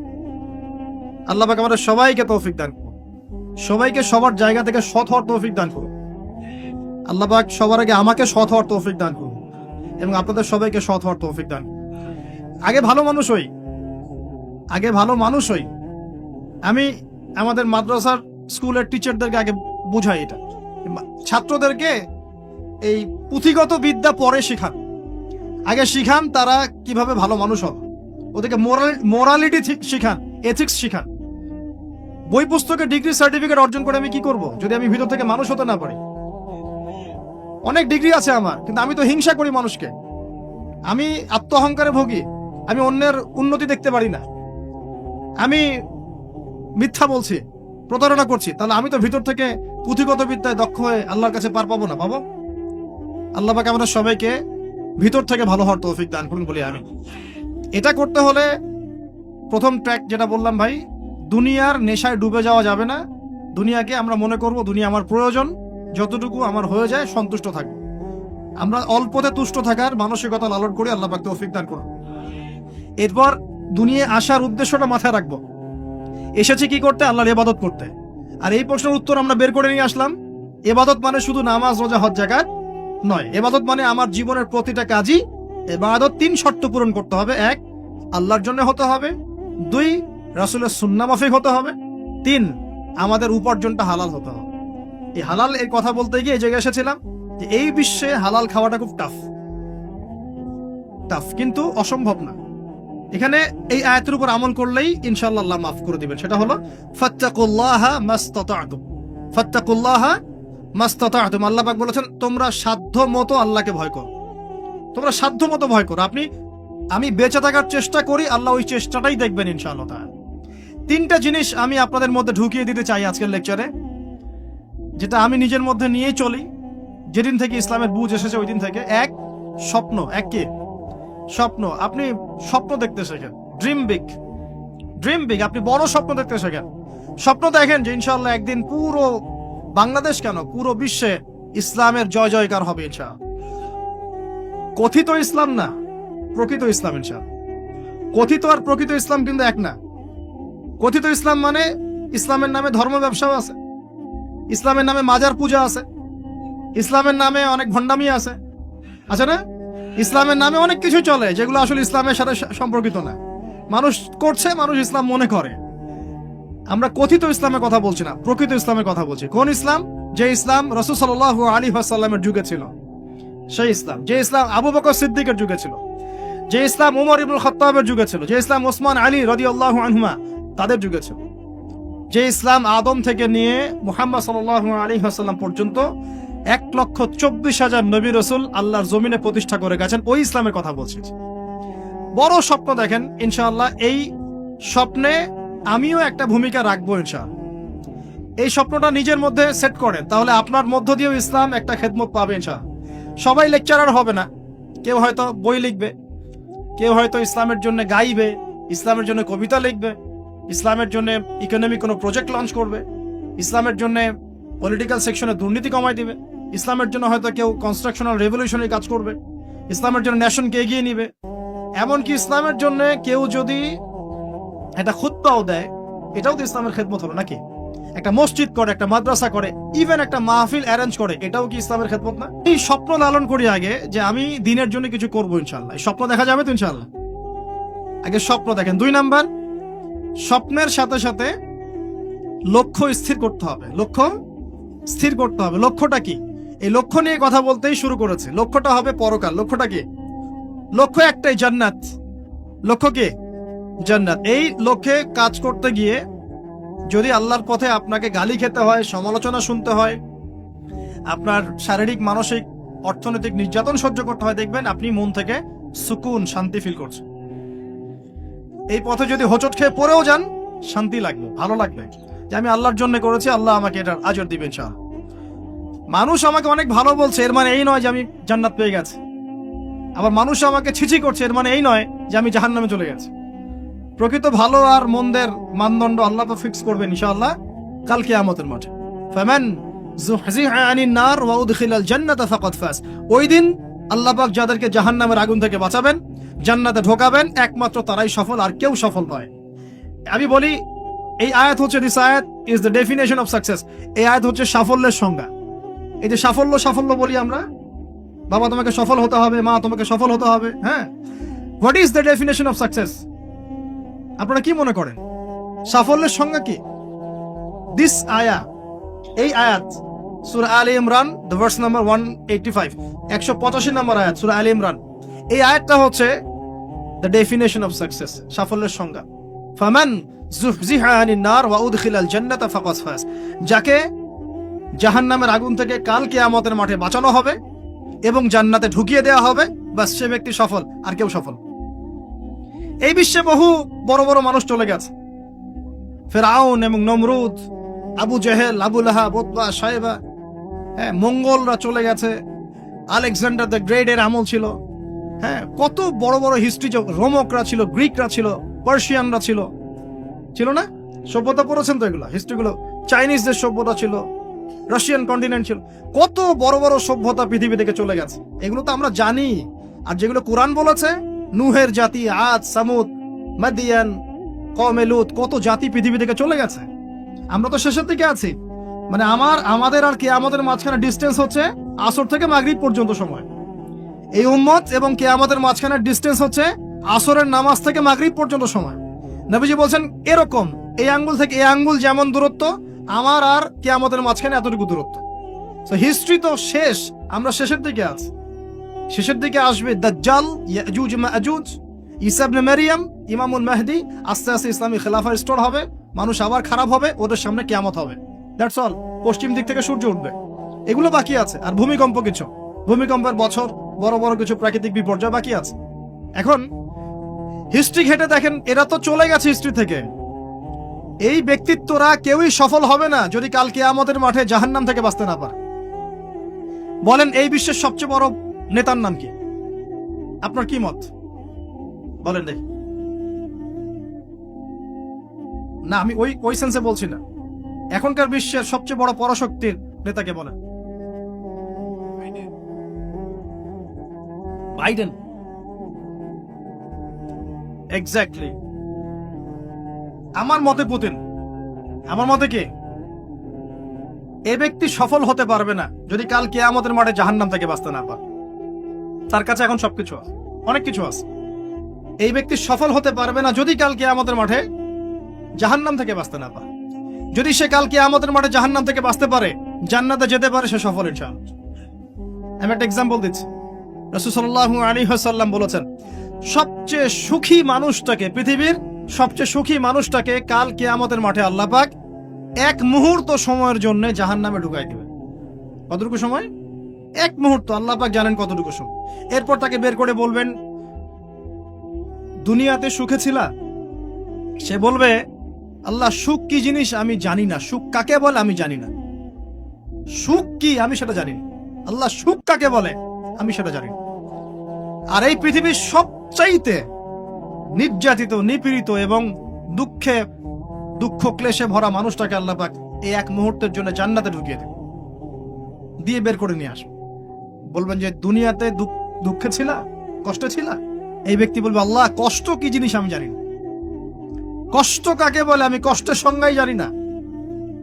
এই ব্যক্তির তাকদিরে কি হবে পরে? এই ব্যক্তি জান্নাতের আরাফ নামক জায়গায় দাঁড়িয়ে থাকবে, চেহারাটা ঘুরিয়ে দেওয়া হবে জাহান্নামীদের দিকে। সে বলবে যে আল্লাহ চেহারাটা খালি আমাকে জান্নাতের দিকে ঘুরায় দাও, আমি জান্নাতে যেতে চাচ্ছি না, খালি চেহারাটা ঘুরায় দাও, বাস এনাফ। আল্লাহ বলবেন আর কিছু চাবো না তো? না, আর কিছু চাবো না। ঠিক আছে, চেহারা ঘুরাই দিলাম। এবার চেহারা জান্নাতের দিকে ঘুরে আসে, জান্নাতের ঘ্রাণ, জান্নাতের নেয়ামতের স্নিগ্ধতা সব পাচ্ছে সে।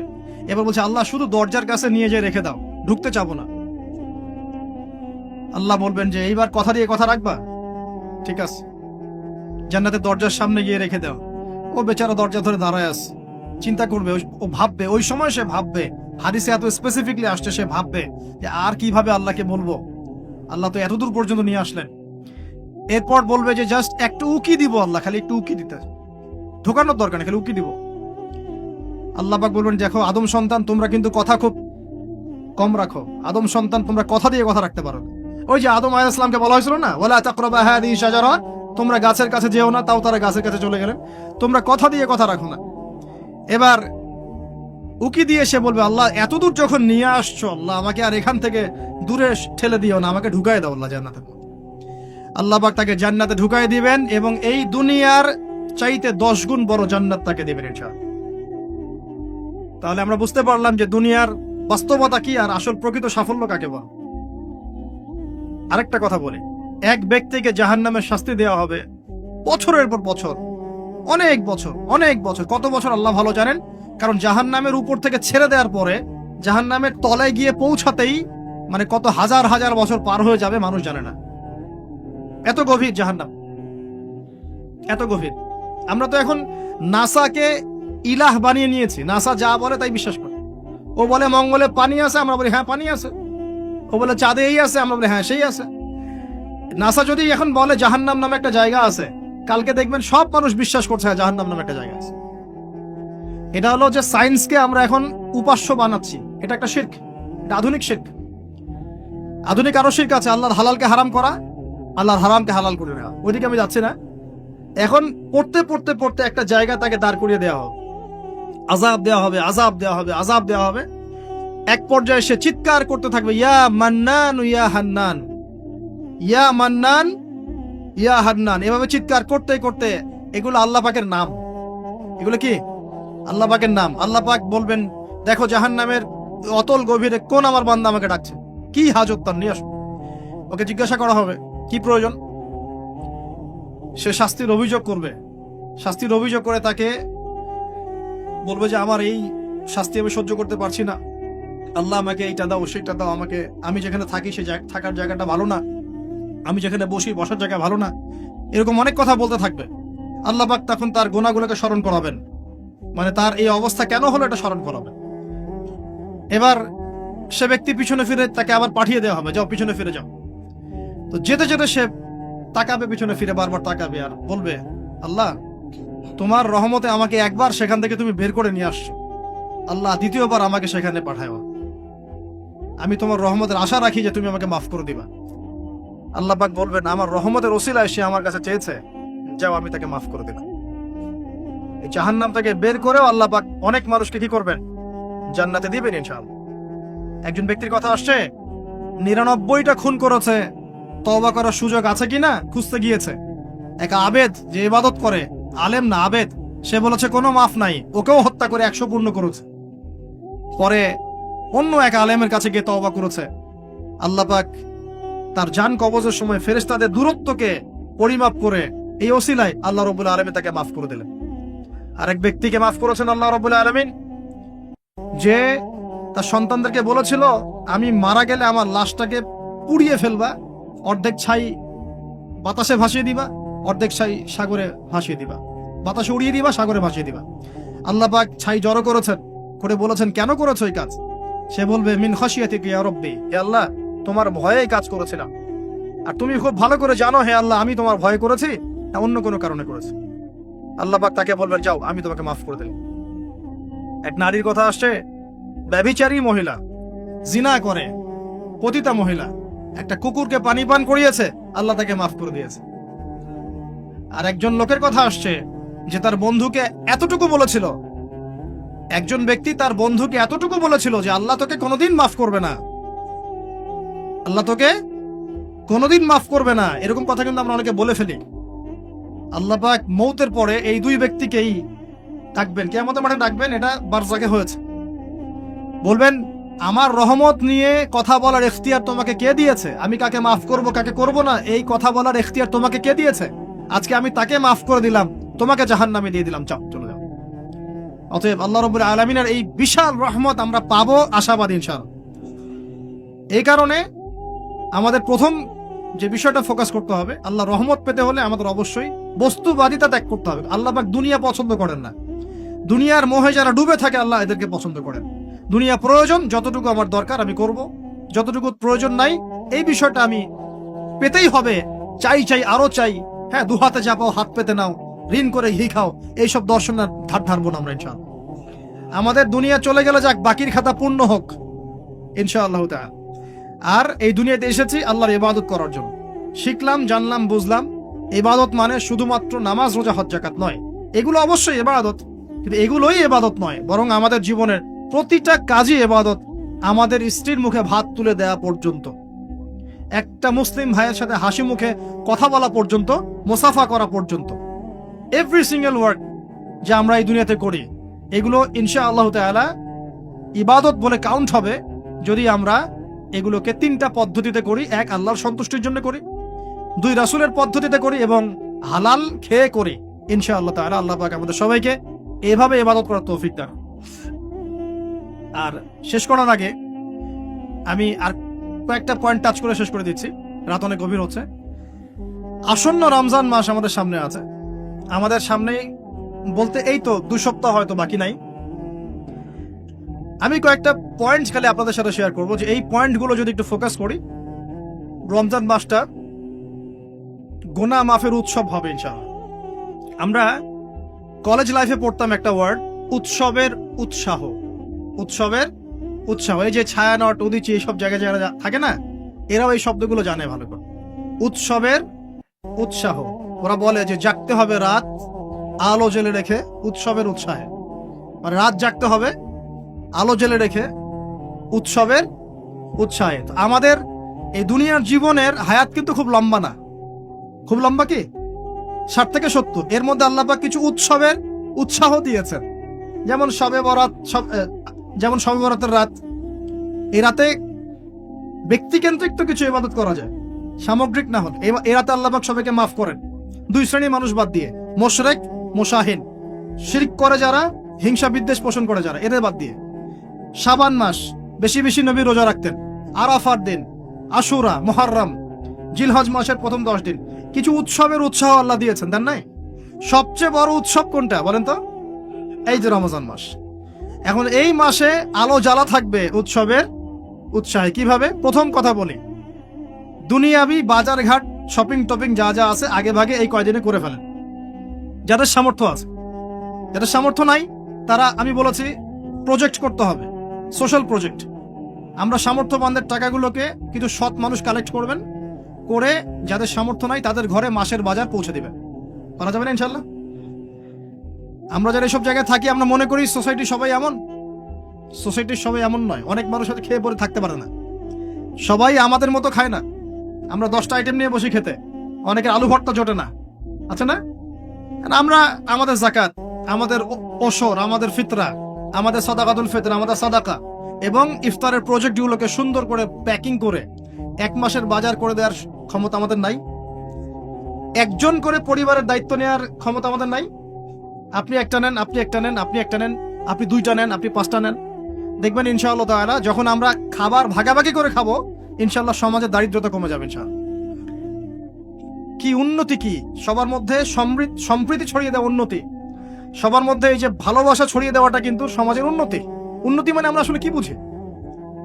খালি কনস্ট্রাকশন নির্মাণ করার উন্নতি? সবার মধ্যে সম্প্রীতি ছড়িয়ে দেওয়াটা উন্নতি।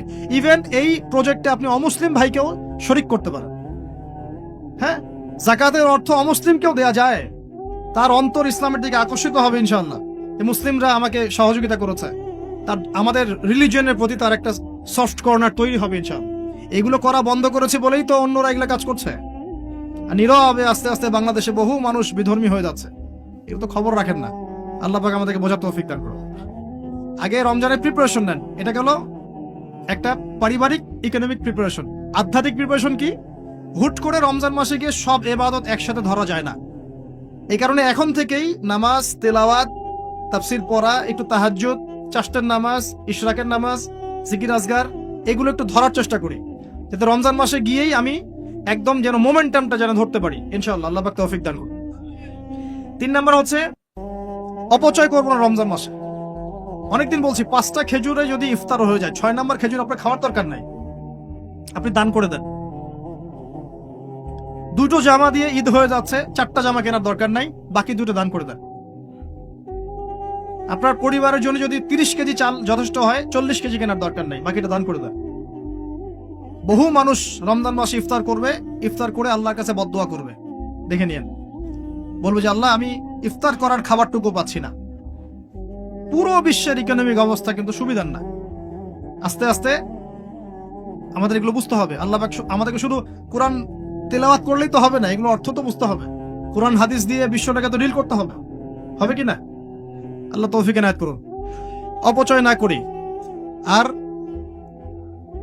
রমজান মাস আসার আগেই আল্লাহর ওয়াস্তে সবার ঘরে ঘরে কোরআন এবং কোরআনের তাফসির কেনা চাই। এই রমজান মাস আমরা কোরআন পড়ে শেষ করে দেবো ইনশাআল্লাহ। রমজান মাসের সবচেয়ে ইম্পর্টেন্ট জিনিসটা কি বলেন তো? কোরআন নাজিল হওয়া। শাহরুর রমাদানাল্লাযী উনজিলা ফীহিল কোরআন। রমজান সেই মাস যে মাসে কি নাজিল হয়েছে? কোরআন। অতএব সবচেয়ে ইম্পর্টেন্ট পার্ট রমজানের কোরআন। যারা কোরআন তেলাওয়াত করতে জানি না, পড়া শিখবো, রাজি আছি ইনশাআল্লাহ? রমজান মাসের পুরো 30 দিন আমরা কোরআন তেলাওয়াত করা শিখবো ইনশাআল্লাহ। স্থানীয় ইমাম থাকতে পারেন, টিচার থাকতে পারেন, অনলাইনে শিখতে পারেন, অফলাইন কোর্স করতে পারেন, যেভাবে হোক আপনাকে শিখতে হবে।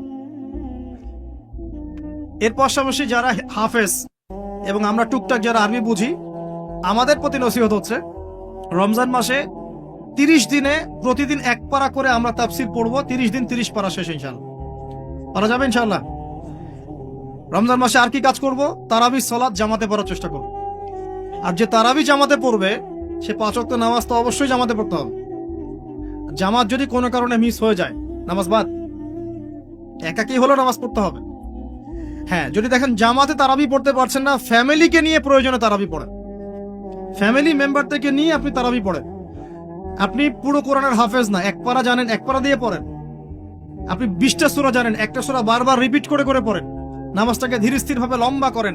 রাসূলুল্লাহ সাল্লাল্লাহু আলাইহি ওয়াসাল্লামের মতো তিনি লম্বা করে ধীর স্থির ভাবে রমজান মাসে কিয়াম করতেন। আল্লাহ আমাদের তৌফিক দান করুন। আর যাকাত যাদের ফরজ হয়েছে রমজান মাসে অবশ্যই যাকাত গুলো দিয়ে দিব ইনশাআল্লাহ।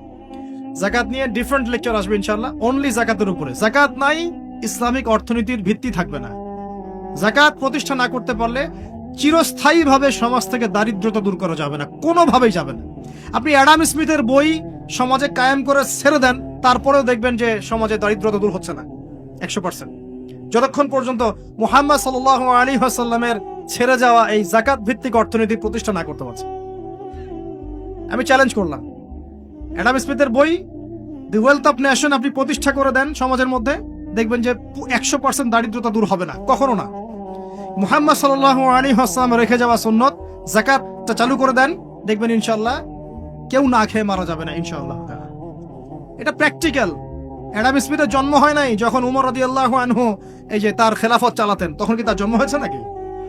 উমর রাদিয়াল্লাহু আনহু যুগে একটা মানুষ দেখাতে পারবেন দারিদ্র সীমার নিচে বাস করে? তখন ওয়েলথের মানদণ্ড কি ছিল? গোল্ড কয়েন, গোল্ড, দিনার। সাহাবীরা ছেড়ে যেতেন দিনার, দিরহাম। আমরা ছেড়ে যাই কাগজ। কি ছেড়ে যাই? কাগজ। আর মনে করি অনেক ধন আমার। কি একটা যুগ আসলো, মানুষ কাগজকে ধন মনে করে। সুবহানাল্লাহ। যাই হোক, ওদিকে যাচ্ছি না। যাকাত গুলো দেওয়ার চেষ্টা করে আল্লাহ পাক সবাইকে তৌফিক এনায়েত করুন। মনে রাখবেন, যে ব্যক্তি নামাজ পড়ে জাকাত দেয় না সে মুসলিম নয়। যে নামাজ পড়ে জাকাত দেয় না, জাকাত অস্বীকার করে, সে মুসলিম নয়। আর যে ব্যক্তি নামাজের ফরজিয়াতকে অস্বীকার করে সেও মুসলিম নয়। নামাজও থাকতে হবে, জাকাতও থাকতে হবে। আল্লাহ পাক তৌফিক ইনায়াত করুন, আমিন। আর সবশেষ কথা হলো, রমজান মাসে আমরা যেটা বুঝি খাবার আর পান করা ছেড়ে দেওয়ার নাম রোজা, এটাও ভুল কনসেপ্ট। শুধু খাবার আর পানীয় ছেড়ে দেওয়ার নাম রোজা বা সওম নয়, বরং আল্লাহ পাকের নিষেধকৃত যাবতীয় কবিরা গুনাহ ছেড়ে দেওয়ার নাম হচ্ছে সওম। সওম রেখে যদি আমি জেনা করি, গার্লফ্রেন্ডের সাথে চ্যাটিং করি আর ডেটিং করতে যাই, কফি খাই, হ্যাঁ, ইউনিভার্সিটিতে আমি বসে বসে তার সাথে ডেট করি, ফোনে চ্যাট করি, এখানে ওখানে লুকিয়ে লুকিয়ে দেখা করি, মিথ্যা কথা বলি, মাপে কম দেই, সুদ খাই, মিথ্যা কথা বলি, প্রতারণা করি ইত্যাদি। রোজা রেখে যদি এই কাজগুলো আমরা করি, রোজা ভেঙে যাবে। বিশ্বাস করেন, রোজাটা ভেঙে যাবে, রোজা থাকবে না। নবীজি বলছেন, এই রোজা রাখুক বা না রাখুক আল্লাহর কিছুই যায় আসে না, আল্লাহ পাক দেখবেনই না এর দিকে। সওম মানে আল্লাহ পাকের সমস্ত নিষেধগুলোকে বর্জন করা। একটা মেয়ে রোজা রেখেছে, বেপরদায় বাইরে চলে গেল, সওম হয়নি, সওম ভেঙে গেছে। রোজা রেখেছি, আমি বসে বসে গীবত করলাম, সওম ভেঙে গেল। রোজা রেখেছি, মিথ্যা কথা বললাম, মাপে কম দিলাম, রোজা ভেঙে গেল। আল্লাহ পাক আমাদের সবাইকে সওম রাখার মতো রাখার তৌফিক ইনায়াত করুন বলে আমিন। আর সর্বশেষ কথা, এখানে আসতে পেরে আমি নিজেকে খুবই ধন্য মনে করছি, আলহামদুলিল্লাহ। একটা শিক্ষিত মহল পেয়েছি, তাই অনেকগুলো কথা মন থেকে বলে ফেললাম। এর মধ্যে যদি কোনো ভুল ত্রুটি হয় সেটা আমার পক্ষ থেকে, আর সঠিক বিষয়গুলো আল্লাহ পাকের পক্ষ থেকে।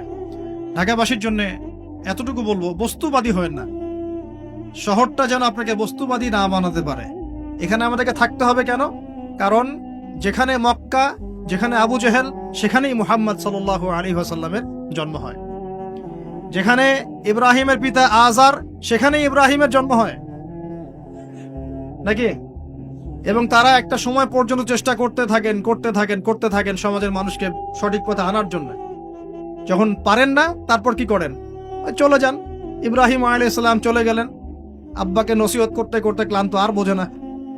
রাসূল সাল্লাল্লাহু আলাইহি ওয়াসাল্লাম একদিন মক্কায় 13 বছর কাজ করলেন। 13 বছর দাওয়াতি কাজ করার পর মক্কার মানুষ আর তাকে সহ্য করেন। সাহাবীদেরকে নিয়ে বেচারা তিনি চলে গেলেন কোথায়? তো আমরা এই শহরে থাকবো ঠিকই, এই শহর যেন আমাদেরকে বস্তুবাদী না বানাতে পারে। দুনিয়ার বেঁচে থাকবো দুনিয়াকে প্রয়োজন মনে করে, দুনিয়ার পূজায় ডুবে যাব না। যতটুকু প্রয়োজন এতটুকুতে সন্তুষ্ট থাকবো ইনশাআল্লাহ। অবশ্যই দুনিয়ার প্রয়োজন আছে, তবে দুনিয়ার পূজায় ডুবে যাব না, মধ্যমপন্থী থাকার চেষ্টা করবো ইনশাআল্লাহ। আর এই শহরের অন্যতম সমস্যা হচ্ছে সুদ বা রিবা। আল্লাহর ওয়াস্তে রিবা ত্যাগ করার চেষ্টা করেন, আল্লাহ পাক তৌফিক ইনায়াত করুন। এই শহরের অন্যতম সেরা সমস্যা বেপরদামি, অশ্লীলতা, হ্যাঁ, বেহায়াপনা এবং ফ্রি মিক্সিং, ফেমিনিস্ট রেভলিউশন, নারী পুরুষের পোশাক পরে, পুরুষ নারীর পোশাক পরে, জেনা। শহরটাকে আমরা জেনা শহর বানাচ্ছি আস্তে আস্তে। মাদকের ছয়লাভ হচ্ছে, জেনার ছয়লাভ হচ্ছে, প্রতারণা, করাপশন, আমানতদারিতার অভাব, অবিশ্বাস, চতুর্দিকে অবিশ্বাস, কেউ কাউকে বিশ্বাস করতে পারে না। আল্লাহ পাকের কিছু বড় বড় গজব আসার যে কারণগুলো আছে, এর প্রতিটা কারণ অলরেডি আমাদের উপর ওয়াজিব হয়ে গেছে। কিভাবে বাঁচতে পারি? প্রথমত আল্লাহ পাকের কাছে খাস তওবা করতে হবে। আল্লাহ পাক আমাদের সবাইকে খাস তওবা করে দিনে ফিরে আসার তৌফিক দেন। 2 নম্বর, আল্লাহর কাছে আমরা ওয়াদা করব, আল্লাহ দুনিয়াতে যতদিন বেঁচে আছি তোমার আদেশ, তোমার নবীর আদেশ মেনে চলবো ইনশাআল্লাহ। আমরা জানি 100% পারবো না, যতটুকু পারি চেষ্টা করবো ইনশাআল্লাহ। আর কি করব? দ্বীনের ইলম অর্জন করার চেষ্টা করবো ইনশাআল্লাহ। আমাদের পরিবার বর্গকে পর্দায় রাখবো ইনশাআল্লাহ। পরিবারের মধ্যে হালাল রিজিকের ব্যবস্থা করবো ইনশাআল্লাহ। অল্পে তুষ্ট থাকার মানসিকতা লালন করব। অসহায় গরিব দুঃখী মানুষের পাশে থাকার চেষ্টা করবো ইনশাআল্লাহ। জাতির মধ্যে ফিকশন, ফাসাদ বাড়িয়ে দেব না, বরং আমরা শান্তিপ্রিয় মানুষ, শান্তিপ্রিয় থাকবো। গঠনমূলকভাবে আমরা যুগ এবং জিজ্ঞাসার জবাবগুলো উপস্থাপন করবো ইনশাআল্লাহ। যার অন্তরে আল্লাহ হেদায়েত দিবেন সে মানবে, যার অন্তরে আল্লাহ হেদায়েত দিবেন না সে মানবে। এভাবে ইনশাআল্লাহ আমরা আমাদের জীবনটাকে এগিয়ে নিব এবং আমাদের সন্তানদেরকে মানুষ করে যাবো ইনশাআল্লাহ, যাতে করে আমাদের পরবর্তী বিশ্বটাকে ওরা ডিল করতে পারে। আমি জানি না তারা কি করবে, তারপরেও এতটুকু বলি যে আমাদের সামনে একটা ভয়ঙ্কর বিশ্ব অপেক্ষা করছে। যদি আমরা এখন সচেতন হতে না পারি এবং এই প্র্যাকটিক্যাল কাজগুলো করতে ব্যর্থ হই, আগামী দিনগুলো আমাদের জন্য খুব শুভকর হবে বলে আমি মনে করি না। দুনিয়ার জীবনে আমাদের হায়াত কত হতে পারে? সর্বোচ্চ 60 থেকে 70 বছর অথবা 100 বছর, তাই তো? আমাদের এই পুরো হায়াতের মধ্যে সবচেয়ে গুরুত্বপূর্ণ সময় কোনটা বলেন তো দেখি? কোন সময়? যৌবনকাল। আমাদের পুরো হায়াতের মধ্যে যৌবনকালটা যেমন গুরুত্বপূর্ণ, একটা পুরো বছরের মধ্যে রমজান মাসটা তত গুরুত্বপূর্ণ। আমি কি বোঝাতে পারছি? আমাদের পুরো জীবনে আমাদের যৌবনকালটা যত গুরুত্বপূর্ণ, একটা বছরের মধ্যে রমাদান মাসটা তার চেয়েও বেশি গুরুত্বপূর্ণ। আমাদের হায়াত আগেকার উম্মতের হায়াতের চেয়ে অনেক কম। আগেকার উম্মত কেউ কেউ 1000 বছর, 2000 বছর, 500 বছর, 700 বছর, 800 বছর এমন বেঁচে থাকতো। নূহ আলাইহিস সালাম শুধুমাত্র 950 বছর মানুষকে দাওয়াতই দিয়েছেন, বলেন সুবহানাল্লাহ। শুধুমাত্র 950 বছর মানুষকে দিনের দাওয়াতই দিয়েছেন কোন নবী? নূহ আলাইহিস সালাম। আর বনু ইসরাইলের লোকজন কেউ 1000 বছর পর্যন্ত বেঁচে থাকতো। তো সেই হিসেবে তো আমাদের হায়াত অনেক কম। কথা ঠিক না? ঠিক না বেঠিক? এই কম হায়াতকে মূল্যায়ন করে কিভাবে আল্লাহর সন্তুষ্টি অর্জন করব, এই কারণে আল্লাহ পাক আমাদেরকে কিছু ফজিলতের সময়, মাস এবং দিন দিয়েছে। কিছু ফজিলতের সময়, ফজিলতের মাস, ফজিলতের দিন দিয়েছেন, যাতে করে অল্প সময়ের মধ্যে আমরা বেশি নেকি অর্জন করতে পারি, আলহামদুলিল্লাহ। ঠিক সেরকম একটা অনবদ্য মাস হচ্ছে কি ভাই? রমাদান। প্রশ্ন হচ্ছে, রমাদান মাসের রোজা ফরজ হলো কবে থেকে? উত্তর কে দিতে পারবেন? দেখি অডিয়েন্সের মধ্যে। আলেম ওলামা না, মেরাজ থেকে না, উত্তর ভুল। অডিয়েন্সের মধ্যে কে বলতে পারবেন রমজান মাসের রোজা কবে ফরজ করা হয়েছে? আজকে বাংলাদেশের সাথে কে ক্রিকেট খেললো? তোমাদের দ্বারাই হবে। তোমাদের দ্বারাই দেশ এবং জাতির ভবিষ্যৎ নির্মিত হবে ইনশাআল্লাহ, তাই না ভাই? আল্লাহ মাফ করুক। এই হচ্ছে বাস্তবতা, এগুলোই বাস্তবতা। মাঝে মাঝে আমি একটু ফুটিয়ে তোলার চেষ্টা করি আর কি, এভাবে। আপনারাই বুঝতে পারছেন আমাদের ইয়াং জেনারেশন দুনিয়াবি জ্ঞানে অনেক জ্ঞানী, মাশাআল্লাহ। দুনিয়ার এমন কোনো বিষয় নাই তাদের নলেজের মধ্যে নাই। কখন কোন সফটওয়্যার নাজিল তৈরি হলো আর কি, কখন কোন সফটওয়্যার তৈরি হলো, কোন অ্যাপস চলে আসলো প্লে স্টোরে, কোন ইন্টারনেটের সাইটে কি পাওয়া যায়, হ্যাঁ, কোন বাইক নতুন নামলো মার্কেটে, কোন ফোন আপডেটেড ফোন কোনটা, ভার্সন কি, কোন কোম্পানির, এভরি সিঙ্গেল থিং যেটা এই দুনিয়ার জ্ঞানের সাথে সম্পৃক্ত, আমাদের যুব সমাজ সবার আগে খবর পেয়ে যায়, আলহামদুলিল্লাহ। কিন্তু দিনের জ্ঞানে আমাদের যুবকদের একটা বড় অংশই মিসকিন থেকে যায়। তবে আমরাও চ্যালেঞ্জ গ্রহণ করেছি ইনশাআল্লাহ, বাংলাদেশে কোনো জাহেল যুবক থাকবে না ইনশাআল্লাহ।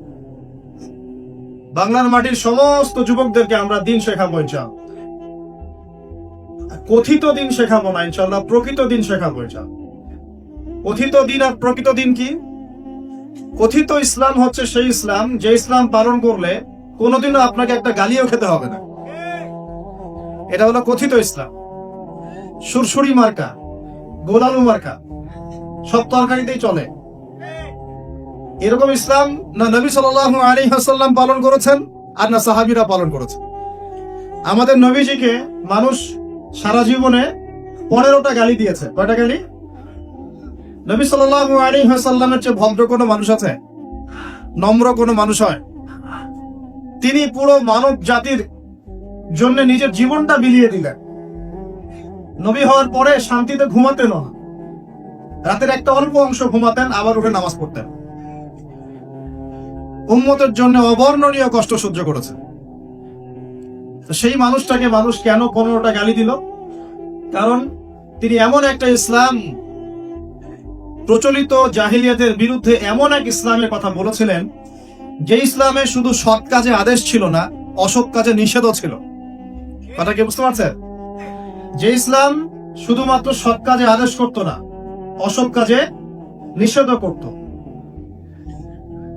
তো এখন দেখা যায় আমরা মাশাআল্লাহ নামাজ রোজা হজ জাকাত করি, তাসবিহ তাহলিল করি, দাড়ি টুপি রেখে ঘুরে বেড়াই, মনে করি যে আমরা প্রকৃত ইসলাম ফলো করছি। কোন কোন ক্ষেত্রে এই বিষয়টা সঠিক নয়। আপনি নামাজের দাওয়াত দিলে কেউ আপনাকে কিছু বলবে না। রোজা, হজ, যাকাত, জিকির, আজকার, তাসবিহ, তাহলিলের দাওয়াত দিলে কেউ কিছু বলবে না। যখনই আপনি বলতে যাবেন যে সারা বিশ্বে নির্যাতিত মুসলিমদের পক্ষে থাকতে হবে, তখনই সমস্যা। যখনই বলবেন সারা বিশ্ব জুড়ে হারাম সুদ ভিত্তিক যে অর্থনৈতিক সিস্টেম চলছে, ইসলাম এটা সমর্থন করে না, তখনই সমস্যা। যখন আপনি বলবেন যে আল্লাহ পাকের এই জমিন, আল্লাহ পাকের এই পৃথিবী, আল্লাহ পাকের আকাশ, আল্লাহ পাকের মহাবিশ্ব, এই পুরো মহাবিশ্বে শুধু আল্লাহ পাকের সার্বভৌমত্ব চলবে, আর কারো চলবে না, তখনই সমস্যা। যখন আপনি সৎ কাজের পাশাপাশি অসৎ কাজেও নিষেধ করবেন, তখনই কিন্তু সমস্যা, তখনই আপনাকে মানুষ গালি দিবে। নবী সাল্লাল্লাহু আলাইহি ওয়াসাল্লামকে মানুষ শুধু গালি দিয়েছে এমন নয়, তাকে সারা জীবনে 13 বার হত্যা করার চেষ্টা করা হয়েছে। কতবার? বিস্তারিত জানতে পড়ুন আল্লামা সফিউর রহমান মোবারকপুরী রাহিমাহুল্লাহ তার লিখিত একটি অনবদ্য বই আর রাহিকুল মাহকুম, নাম শুনেছেন? এই বইটা পড়লেই বুঝতে পারেন 1182টা বইয়ের মধ্যে প্রথম স্থান অধিকারী বই। আমি যদি কোনো কিছুকে রেফার করি, আমি অলওয়েজ ট্রাই করি সবচেয়ে বেস্ট আপনাদেরকে বলার জন্য। অনেক সিরাতের বই আছে, আমি সেগুলোর নাম কিন্তু বলিনি। এটার নাম কেন বললাম? কারণ এটা হচ্ছে 1182টা বইয়ের মধ্যে প্রথম স্থান অধিকারী বই। পড়ে দেখতে পারেন রাসূল সাল্লাল্লাহু আলাইহি ওয়াসাল্লাম এত নম্র ভদ্র মানুষ হওয়া সত্ত্বেও কেন মানুষ তাকে এত গালি দিল, এত হত্যা করার চেষ্টা করল? উত্তর একটাই, তিনি কথিত ইসলামের কথা বলেন নাই, প্রকৃত ইসলামের কথা বলেছেন। তিনি এমন এক কালিমা লা ইলাহা ইল্লাল্লাহ এর কথা বলেছেন যে আল্লাহ রাব্বুল আলামিন ছাড়া আর কিছুই চলবে না। আল্লাহ রাব্বুল আলামিন ছাড়া আর কিছুই চলবে না আমার জীবনের। ইন্না সলাতি ওয়া নুসুকি ওয়া মাহইয়ায়া ওয়া মামাতি লিল্লাহি রাব্বিল আলামিন। আমার নামাজ, আমার কুরবানি, আমার স্যাক্রিফাইস, আমার জীবন, আমার মরণ, মানে এর মধ্যে সবকিছু ইনক্লুডেড। আমার নামাজ, আমার যাকাত, আমার তাসবিহ তাহলিল, আমার জিকির আজগার, আমার কোরআন তেলাওয়াত, আমার হজ উমরা, আমার দাওয়াত, আমার দিনের প্রচার প্রসার, দিনের মেহনত, আমার পরিবার, আমার সন্তান, আমার ব্যবসা, আমার অর্থনৈতিক সেক্টর, যত কিছু আছে, আমার জীবনে যা কিছু আছে সব কার জন্য? এটাই লা ইলাহা ইল্লাল্লাহ, যেটা কিছু অংশ মানুষ এখন মানে, কিছু অংশ মানে না। দেখবেন, রাগ না করলে দেখাই, বহু মানুষ আছেন এই রমজান মাসেই ব্যবসা করবেন, তারাবিও পড়বেন, ব্যবসাও করবেন, রোজাও রাখবেন, কিন্তু রোজা রেখেও আপনারা মাপে কম দিবেন। এমন ব্যবসায় নাই? পণ্যে ভেজাল দিবেন, টাটকা পণ্য বলে বাসি খাওয়াই দিবেন, 3 দিনের বাসি তেল দিয়ে রান্না করে বলবেন টাটকা ফ্রেশ। বহু মানুষ আছে এরকম। এদের সংখ্যা কিন্তু কম নয়, আমাদের সমাজেই তারা থাকে, কিন্তু তারা কিন্তু রোজাও রাখবে, আবার তারাবির নামাজও পড়বে। এখন তার মানে তার চিন্তা ভাবনা কেমন? তার চিন্তা ভাবনা হচ্ছে লা ইলাহা ইল্লাল্লাহ মুহাম্মাদুর রাসূলুল্লাহ মসজিদে আছে, ব্যবসায়িক ক্ষেত্রে নাই। এটা কি ঠিক? নাকি লা ইলাহা ইল্লাল্লাহ সবখানে থাকবে? বহু মানুষ দেখা যায় মসজিদে 5 ওয়াক্ত নামাজ পড়েন, মসজিদে নামাজ পড়েন, কপালে সেজদার দাগ আছে, পায়ের মধ্যে সেজদার দাগ আছে। এমন অনেক মানুষই নামাজও পড়েন, কিন্তু অর্থনৈতিক জীবনে আবার সুদও খান। আছে কি নাই? এক্স ওয়াই জেড যে কেউ হতে পারে, যে কেউ হতে পারে। তো এখানে তার থিঙ্কিংসটা কি, তার আদর্শ দর্শনটা কি, তার ফিলোসফি কি? তার দর্শন হচ্ছে লা ইলাহা ইল্লাল্লাহ মসজিদে আছে, আমার চাকুরি এবং ইকোনমিক সেকশনে লা ইলাহা ইল্লাল্লাহ পরোয়া করি না। নাউজুবিল্লাহ। আবার বহু মানুষ সমাজের মধ্যে কাজ করেন, এখানে তারা লা ইলাহা ইল্লাল্লাহকে পাত্তা দিচ্ছেন না, নিজের মনে যেটা ভালো মনে হয় সেটাই করছেন, নিজের মনে যেটা খারাপ মনে হয় সেটাই করছেন। তো ভালো খারাপ, ন্যায় অন্যায়, হক বাতিল চূড়ান্ত করবে কে? আল্লাহ পাক যেটাকে ন্যায় বলেছেন সেটাই ন্যায়, আল্লাহ পাক যেটাকে অন্যায় বলেছেন সেটাই অন্যায়, আল্লাহ যেটাকে হক বলবেন সেটাই হক, আল্লাহ যেটাকে বাতিল বলবেন সেটাই কি? এই বিষয়টা কি মানতে আমাদের আপত্তি আছে? পশ্চিমা সভ্যতার অনেক মানুষ বলে যে সমকামিতা ভালো জিনিস। সমকামিতা কি? ওরা বলে ব্যক্তির স্বাধীনতা, একজন ব্যক্তির এখতিয়ার, স্বাধীনতা, সে ছেলেকে বিয়ে করতে পারে, মেয়েকে বিয়ে করতে পারে। কোরআন কি বলছে? কোরআন বলছে এটা এত জঘন্য পাপ যে পাপের কারণে আল্লাহ একটা কওমকে আকাশে উঠিয়ে পাথর বর্ষণ করে জমিনে দফন করে দিয়েছে, কওমে লূত। তাহলে মানুষের চিন্তা আল্লাহ পাকের ওহীর মধ্যে পার্থক্য হলো না? পার্থক্য হলো কিনা? তাহলে এখন ন্যায় অন্যায় হক বাতিল কে ফিক্স করবে, আমি নাকি আল্লাহ রাব্বুল আলামিন? বহু মানুষ মাদক দ্রব্যটাকে অনেকে হালাল মনে করে খায়, হালাল মনে করে, আবার অনেকে খায় কিন্তু এটা যে বড় মাপের কবিরা গুনাহ এটা সে বিশ্বাস করে না, চিন্তা করে না। তো মাদক হালাল না হারাম, ভালো না মন্দ, এই ডিসিশন কে নিবে, আমি না আল্লাহ? অনেকে জেনা করি, নাউজুবিল্লাহ, ফ্রি মিক্সিং এর মধ্যে জেনা হয়, ছেলে মেয়েদের সাথে অবাধে জেনা হয়। এই যুগটা কিন্তু জেনারই যুগ। এখন জেনাকে উস্কে দেয়া হচ্ছে। এখন তো দেখলাম যে ধর্ষকদের গ্যাং বের হয়েছে, গ্যাং, এরা মেয়েদেরকে টার্গেট করে করে ধর্ষণ করে, টার্গেটেড গ্যাং, কিশোর গ্যাং যেমন এরকম ধর্ষণ গ্যাং আছে। আর মেয়েদেরকে ভুলিয়ে ভালিয়ে, প্রেমের কিছু প্রস্তাব দিয়ে ভুলিয়ে ভালিয়ে মেয়েদেরকে বিছানায় নিয়ে যায়, নিয়ে গিয়ে অবৈধ সম্পর্ক করে এটার ভিডিও ধারণ করে, পরে পরবর্তীতে মেয়ে এবং মেয়ের পরিবারকে ব্ল্যাকমেইল করে। এরকম গ্যাং বের হয়েছে। সমাজের প্রত্যেক বাড়ির কর্তা, ভাই, স্বামী এবং মা বোনদেরকে আমি আমার পক্ষ থেকে সতর্ক থাকার অনুরোধ করব, কোন অবস্থাতেই নিজেদের পরিবারের সম্মান যেন নষ্ট না হয়। আর যদি এমন অপরাধ প্রমাণিত হয় অবশ্যই প্রশাসনের দ্বারস্থ হবেন এবং চক্ষু লজ্জা বাদ দিয়ে বিচারের আওতায় আনার চেষ্টা করুন। আল্লাহ পাক তৌফিক দান করুন। তো আমি একটা কথার দিকে ফোকাস করছিলাম যে দেখুন, ন্যায় অন্যায়, হক বাতিল, সত্য মিথ্যা কে নির্ধারণ করবে? আমাদের কাছে যেটা ভালো মনে হয় সেটাই সবসময় ভালো নয়। আল্লাহর কাছে যা ভালো মনে হবে সেটাই ভালো। আল্লাহর কাছে যেটা খারাপ সেটাই খারাপ। রাসূলের কাছে যা ভালো সেটাই ভালো। রাসূল যাকে খারাপ বলেছেন সেটা কি খারাপ, সিম্পল। এই জিনিসটা চিন্তা করলেই ব্যাস আত্মসমর্পণ করা সহজ হবে ইনশাআল্লাহ। এখন আল্লাহ রাব্বুল আলামিন আমাদেরকে এই দ্বীন ইসলাম দিয়েছেন। দ্বীন ইসলামের ভিত্তি কি? কোরআন এবং হাদিস। ইসলামের ভিত্তি কি? কোরআন এবং হাদিস। নবী সাল্লাল্লাহু আলাইহি ওয়াসাল্লাম বিদায় হজের ভাষণে বলে গেছেন, তারাকতু ফীকুম আমরাইন, আমি তোমাদের মাঝে ছেড়ে গেলাম দুটো বস্তু। কয়টা বস্তু ভাই? লান তাদিল্লু মা তামাসসাকতুম বিহিমা, তোমরা কোনোদিন পথভ্রষ্ট হবে না যতদিন পর্যন্ত এই দুটোকে আঁকড়ে ধরে থাকবে। এক, কিতাব আল্লাহ, আল্লাহর কিতাব মানে আল কোরআন, ওয়া সুন্নতি নবীহি, এবং তার নবীর সুন্নাত মানে হাদিস। কোরআন এবং সুন্নাহ নবী সাল্লাল্লাহু আলাইহি ওয়াসাল্লাম রেখে গেলেন, আমাদেরকে বললেন দুটোকে শক্ত করে আঁকড়ে ধরে থাকতে। অন্য হাদিসে নবীজি বলছেন মারির দাঁত দিয়ে কামড়ে ধরে থাকবে, মারির দাঁত দিয়ে কামড়ে ধরবে, কারণ সামনের দাঁত দিয়ে কিছু কামড়ে ধরলে টান দিলে বের হয়ে আসে, মারির দাঁত দিয়ে কামড়ে ধরলে অত সহজে টান দিলে বের হবে না। তো নবীজি বলছেন কোরআন এবং সুন্নাহকে মারির দাঁত দিয়ে কামড়ে ধরে থাকবে। এখন আমরা যে বিষয় থেকে এখানে আসলাম, যে আল্লাহ রাব্বুল আলামিন আমাদেরকে যে পুরো জীবন দিয়েছেন, এই জীবনের মধ্যে যৌবন যত গুরুত্বপূর্ণ, আমাদের পুরো বছরের মধ্যে রমজান মাস কিন্তু তার চাইতে বেশি গুরুত্বপূর্ণ।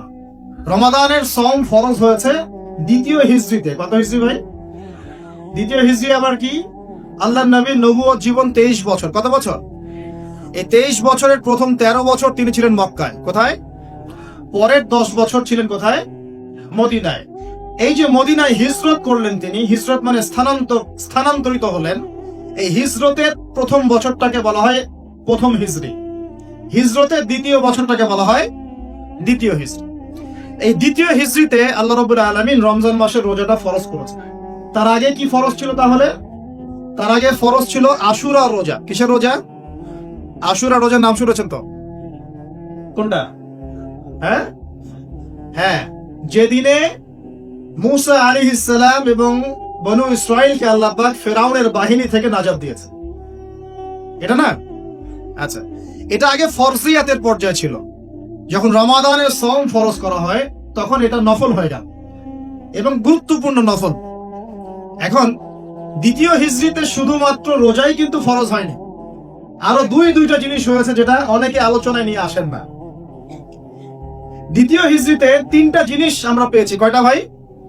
3টা। এক, আগে আমরা নামাজ পড়তাম বাইতুল মাকদাস বা বাইতুল মাকদিস, ওই যে জেরুজালেম, সেদিকে মুখ করে নামাজ পড়তাম, ওইটা ছিল আমাদের কেবলা। কেন কেবলা ছিল? কারণ সমস্ত আম্বিয়া কেরামের বেশিরভাগই সেখানে এসেছেন এবং সেখান থেকে নবী সাল্লাল্লাহু আলাইহি ওয়াসাল্লামকে মেরাজে নিয়ে যাওয়া হয়েছে এবং ওই জায়গাটা বরকতময়। আমাদের প্রথম কেবলা ছিল বাইতুল মাকদিস, একটা বরকতময় জায়গা, যেই জায়গাকে কেন্দ্র করে শেষ জামানায় বহু ঘটনা ঘটবে। দেখবেন ওখানে যারা অধিবাসী তারাই দাজ্জালকে ফলো করবে এবং ঈসা আলাইহিস সালাম ইনশাআল্লাহ সেই জায়গা থেকে সারা বিশ্বে ইসলামিক রেভলিউশন ক্রিয়েট করবেন। 40 বছর তিনি এই পুরো বিশ্ব শাসন করবেন। নবী ঈসা আলাইহিস সালাম কোত্থেকে? এই জেরুজালেম থেকে। এগুলো অচিত হবে এবং দাজ্জালকে সেখানেই হত্যা করা হবে। বলো সুবহানাল্লাহ। এই জায়গাটা অনেক গুরুত্বপূর্ণ, এই কারণেই তো জিউসরা সব ওইখানে গিয়ে ঘাঁটি কেড়েছে, মুসলমানদেরকে মেরে কেটে বের করে দিচ্ছে, দিয়ে ওরা বসতি করা শুরু করেছে। কিন্তু এটাই হবে পৃথিবীর ইতিহাসে তাদের সর্বশেষ বসতি। বলেন আল্লাহু আকবার। এটা হবে পৃথিবীর ইতিহাসে, মানব সভ্যতার ইতিহাসে তাদের সর্বশেষ বাসস্থান। এরপরে কোনো বাসস্থান নাই। এরপরে আল্লাহ রাব্বুল আলামিন ঈসা ইবনে মারইয়ামের হাত দিয়ে তাদের এক একজনকে এখান থেকে বের করে দিবেন ইনশাআল্লাহ। ঈসা ইবনে মারইয়াম সেখানে ইসলামিক রেভলিউশন ক্রিয়েট করবেন অচিরে। কত বছর পরে আল্লাহ ভালো জানেন, কিন্তু এটা হবে না হয় কিয়ামত হবে না ইনশাআল্লাহ। ওই দিকে মুখ করে আমরা আগে নামাজ পড়তাম। কেন? এটা প্রমাণ করার জন্য যে মুহাম্মদ সাল্লাল্লাহু আলাইহি ওয়াসাল্লাম সমস্ত নবীদের মধ্যেই একজন। এই সমস্ত নবীদের প্রতি আমরা ঈমান রাখি, আমরা তাদেরকে আলাদা করে চিন্তা করি না। করি? আমরা বিশ্বাস করি না মুসা আলাইহিস সালাম আল্লাহর নবী, ঈসা আলাইহিস সালাম আল্লাহর নবী, দাউদ, সুলাইমান সবাই আল্লাহর নবী এবং মুহাম্মদ সাল্লাল্লাহু আলাইহি ওয়াসাল্লাম আল্লাহর নবী। কিন্তু ওরা বিশ্বাস করে না যে মুহাম্মদ সাল্লাল্লাহু আলাইহি ওয়াসাল্লাম আল্লাহর নবী। আমরা কিন্তু সমস্ত নবীদেরকে বিশ্বাস করছি। বলেন আল্লাহু আকবার। তো এখন দেখেন, এই একাত্মতা পোষণ করার জন্য আমরা কিন্তু প্রথম কেবলা ছিল আমাদের কোন দিকে? বাইতুল মাকদিসের দিকে। যখন ইহুদিরা মুহাম্মদ সাল্লাল্লাহু আলাইহি ওয়াসাল্লামকে দেখেও চিনল না, মদিনায় পেয়েও তার দ্বীন ইসলাম কবুল করলো না, তাকে শেষ নবী বলে স্বীকার করলো না, তখন আল্লাহ রাব্বুল আলামিন নবী সাল্লাল্লাহু আলাইহি ওয়াসাল্লামকে বললেন, তোমার চেহারা এখন ঘুরিয়ে নাও কাবার দিকে। বলেন সুবহানাল্লাহ। এই যে রমজান মাসে আমরা নতুন একটা দিক পেলাম, নতুন এক কেবলা পেলাম, নতুন একটা জাতি গঠন করলাম। আল্লাহু আকবার। রমজান মাস শুধু রোজা দেয় নাই, একটা জাতির ঐক্য দিয়েছে। বলেন সুবহানাল্লাহ। এই কথাটা অনেকে বলে না। রমজানে রোজা ফরজ হয়েছে, পাশাপাশি একটা নতুন জাতির উত্থান ঘটেছে। তার নাম কোন জাতি? মুসলিম জাতি। যে জাতি সমস্ত নবীদেরকে আল্লাহর নবী বলে স্বীকার করে। ইব্রাহিম আলাইহিস সালাম আল্লাহর নবী, আমরা তাও স্বীকার করি। দাউদ, সুলাইমান, মুসা, ঈসা সবাই আল্লাহর নবী, আমরা স্বীকার করি। তাওরাত, জাবুর, ইনজিল সমস্ত কিতাব আল্লাহ নাজিল করেছেন, আমরা স্বীকার করি। তবে আমরা বিশ্বাস করি এই কিতাব এবং রাসূলগণ একটা নির্দিষ্ট সময়, নির্দিষ্ট গোত্রের জন্য প্রযোজ্য ছিলেন। যখন মানুষ সেই আসমানি কিতাব বিকৃত করা শুরু করেছিল, আল্লাহ পাক নতুন কিতাব নাজিল করেছেন। এরই ধারাবাহিকতায় আল্লাহ পাক সর্বশেষ নবী মুহাম্মদুর রাসূলুল্লাহ সাল্লাল্লাহু আলাইহি ওয়াসাল্লামকে শেষ নবী করেছেন, যার পরে আর কোনো নবী নাই। এবং তার কাছে নাজিল করেছেন আল কোরআন। এই কোরআনের পরেও কোনো কিতাব নাই। এই যে একটা ইস্যু চলে মাঝে মাঝে, কিছু মানুষ আল্লাহর নবীর পরে নবুয়ত দাবি করে না, করে কিনা? আপনারা মনে করেন যে এটা হচ্ছে একটা ধর্মতাত্ত্বিক ইস্যু। অনেকেই এটা মনে করে, বেশিরভাগ মানুষই মনে করে এটা একটা রিলিজিয়াস ইস্যু, তাই না? ধর্মতাত্ত্বিক ইস্যু। আসলে এটা একটা জিওপলিটিক্যাল ইস্যু, এটা একটা ভূ রাজনৈতিক ইস্যু। এটা শুধু ধর্মতাত্ত্বিক ইস্যু নয়। এই যে কয়দিন আগে মারামারি হলো না, আমরা তো অনেক খতমে নবুয়ত নিয়ে অনেক কথা বলছি না? আমরা তো বিশ্বাস করি মুহাম্মদ সাল্লাল্লাহু আলাইহি ওয়াসাল্লাম সর্বশেষ নবী, তারপরে কোনো নবী নেই। কিন্তু ভণ্ড নবী আসবে 30 জন। কতজন? বাংলাদেশে এই পাঞ্জাবকে কেন্দ্র করে এই ইংরেজ আমলে যে ঘটনাগুলো ঘটেছে, পাঞ্জাবি একজন মায়ের সন্তান বলেছে আমি মাহদি, আমি ঈসা, পরে বলেছে সেই নাকি নবী। নাউজুবিল্লাহ। তো এই ঘটনাটাকে আপনারা মনে করেন, বেশিরভাগ মানুষ মনে করেন যে এটা হচ্ছে একটা ধর্মতাত্ত্বিক ইস্যু। আসলে এই বিষয়টা হচ্ছে একটা জিওপলিটিক্যাল ইস্যু, ভূ রাজনৈতিক ইস্যু। এটার মধ্য দিয়ে একটা পলিটিক্স চলছে, সূক্ষ্ম পলিটিক্স। কেন একটা মানুষ এই দাবি করার সাহস পাবে একটা মুসলিম উম্মার মধ্যে? একটা মুসলিম সমাজের মধ্যে এরকম দাবি করার সাহস পাবে কিভাবে? একটা এলাকায় মনে করেন সবাই খাস পর্দা করে, ওখানে একটা মেয়ে কি একদম বিকিনি পরে বের হওয়ার সাহস পাবে? যখন সাহস পাবে তখন বুঝতে হবে ওর পিছনে অনেক শক্তিধর কোন শক্তির হাত আছে, আদারওয়াইজ সে তো সাহস পেত না। বুঝতে পারছেন? এখন এখানে মনে করেন কেউই মাদক সেবন করে না, সবাই মাশাআল্লাহ মুত্তাকি মানুষ। ওপেনে একজন মানুষ মদের বোতল খুলে মদ খাওয়া শুরু। এই সাহসটা যে পেল, নিশ্চয়ই এর পিছনে কোনো শক্তি আছে, হয় শয়তানি আছে, অথবা না হয় তার কোন ইকোনমিক পাওয়ার আছে, না হলে কোনো জিও পলিটিক্যাল শক্তি আছে। এই ইস্যুটা শুধুমাত্র ধর্মতাত্ত্বিক ইস্যু নয়, এর পিছনে একটা পুরো ভূ রাজনৈতিক ইস্যু আছে। এটা বুঝবে কারা? যারা খিদির, যারা শেষ জামানার খিদির, যারা শুধু বাইরের চোখ দিয়ে দেখে না, যারা ভিতরের চোখ দিয়ে দেখতে পারে। আমার কথা কঠিন মনে হচ্ছে কি? যারা শুধু বাইরের চোখ দিয়ে দেখে না, ভিতরের চোখ দিয়েও দেখতে পারে, এরা বুঝতে পারবে ইনশাআল্লাহ। অনেক সময় অমুসলিম ভাইয়েরাও ভিতরের চোখ দিয়ে দেখা শুরু করেছে এখন। হ্যাঁ, কোন কোন ক্ষেত্রে মুসলিমরাই ভিতরের চোখ দিয়ে দেখতে পাচ্ছে না, অমুসলিমরা দেখতে পাচ্ছে। কারণ আমাদের ভেতরটা তো এখন মানে করাপ্টেড হয়ে গেছে। অহংকার, রিয়া, গীবত, তমত, হিংসা, বিদ্বেষ, আমাদের কলম তো মরে শেষ। কলম মরে গেলে ভিতরের চোখ দিয়ে আমরা দেখবো কিভাবে? আল্লাহ রাব্বুল আলামিন আমাদের সবাইকে ভিতরের চোখ জিন্দা করার তৌফিক দান। প্রিয় ভাইরা, রমজান মাসে শুধু রোজা ফরজ হয়নি, সর্বপ্রথম যেটা হয়েছে কেবলা পরিবর্তন করে দেয়া হয়েছে। কেবলা পরিবর্তন মানে কি? কেবলা পরিবর্তন মানে হচ্ছে একটা নতুন জাতিগত উত্থান, বলি আল্লাহু আকবার। এরপরে আমরা আর পিছনে ফিরে তাকাই নাই। ইহুদিরা মুহাম্মদ সাল্লাল্লাহু আলাইহি ওয়াসাল্লামকে স্বীকার করলো কিনা ভ্রুক্ষেপও করতে যায় না। আমরা আমাদের গতিতে এগিয়ে গেছি। মাত্র 10 থেকে 12 বছরের মধ্যে, সরি 12 বছর না, মাত্র 8 থেকে 10 বছরের মধ্যেই যেই মক্কা থেকে আমরা বিতাড়িত হয়ে মদিনায় গিয়েছিলাম, সেই মক্কা আবার দখল করেছি আলহামদুলিল্লাহ। শুধু সেই মক্কাই নয়, ওই মক্কা থেকে আমরা প্রায় অর্ধেক বিশ্ব শাসন করেছি আলহামদুলিল্লাহ। কেবলা পরিবর্তন মানে নতুন এক জাতির উত্থান। আমরা কি রমজানে জাতিগত উত্থান দেখতে পারবো ইনশাআল্লাহ? তো একটা জাতি কখন উন্নতি করবে? যখন জাতির জনগণ ভিতর থেকে মুত্তাকি হবে, আমরা ভিতর থেকে নামাজি হব, আল্লাহওয়ালা হব, আমানতদার হব, সৎ হব, আমরা হারাম ছেড়ে দিব, দুর্নীতি ছেড়ে দিব, অন্যের ক্ষতি করব না, একটা সম্প্রীতির সমাজ করব, তখন না আমরা ইনশাআল্লাহ উত্থান করবো, নাকি ভাই? যদি আমরা একে অপরের সাথে হানাহানি, মারামারি, কাটাকাটি করি, হিংসা, বিদ্বেষ, গীবত, তহমত, হারাম খাই, মাপে কম দেই, দুর্নীতি করি, অন্যের ক্ষতি করি, হ্যাঁ, হত্যা, রাহাজানি, ছিনতা, এগুলোতে লিপ্ত থাকি, এই জাতিকে উন্নতি করতে পারবে ভাই? সবচেয়ে বড় কথা, যদি আমরা জ্ঞান অর্জন না করি, আমরা কি উন্নতি করতে পারবো? শুধু কি অর্থ দিয়ে উন্নতি করা যায়? উন্নতির মানদণ্ড কি বলেন তো? জ্ঞান। জ্ঞান উন্নতির মানদণ্ড কি? জ্ঞান। জ্ঞান ছাড়া উন্নতি নাই। শুধু টাকা দিয়ে উন্নতি করা যায়? যায় না। আল্লাহ রাব্বুল আলামিন আমাদের সবাইকে দ্বীনের জ্ঞান অর্জন করার তৌফিক দান করুন। রমজানের প্রথম কি পেয়েছেন?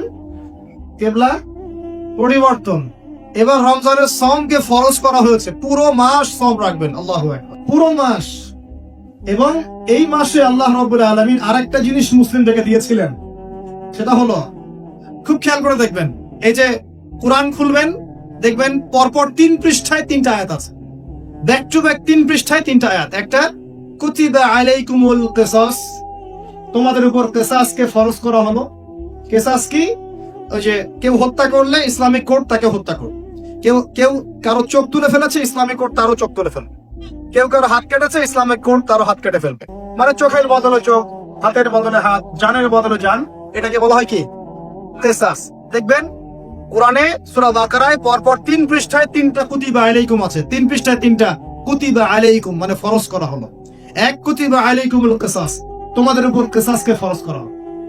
আর আল্লাহ পাক বলছেন, তোমরা যদি এই কিসাসটা করতে থাকো, এর মধ্যে জীবন নিহিত আছে, তোমরা বুঝতে পারছো না। কারণ একজন খুনি মানুষকে আপনি যদি এক্সেস দেন সমাজে চলার, ও আরো 10টা খুন করবে কিনা? যখন ওকে বিচারের আওতায় নিয়ে আসবেন, দেখবেন সব ঠান্ডা হয়ে গেছে। অতএব কিসাসের মধ্যে কি আছে? জীবন আছে, জীবন আছে এর মধ্যে। তার পরের পৃষ্ঠায় গিয়ে দেখবেন কুতিবা আলাইকুমুস সিয়াম, তোমাদের উপর রমজান মাসে রোজাকে ফরজ করা হলো।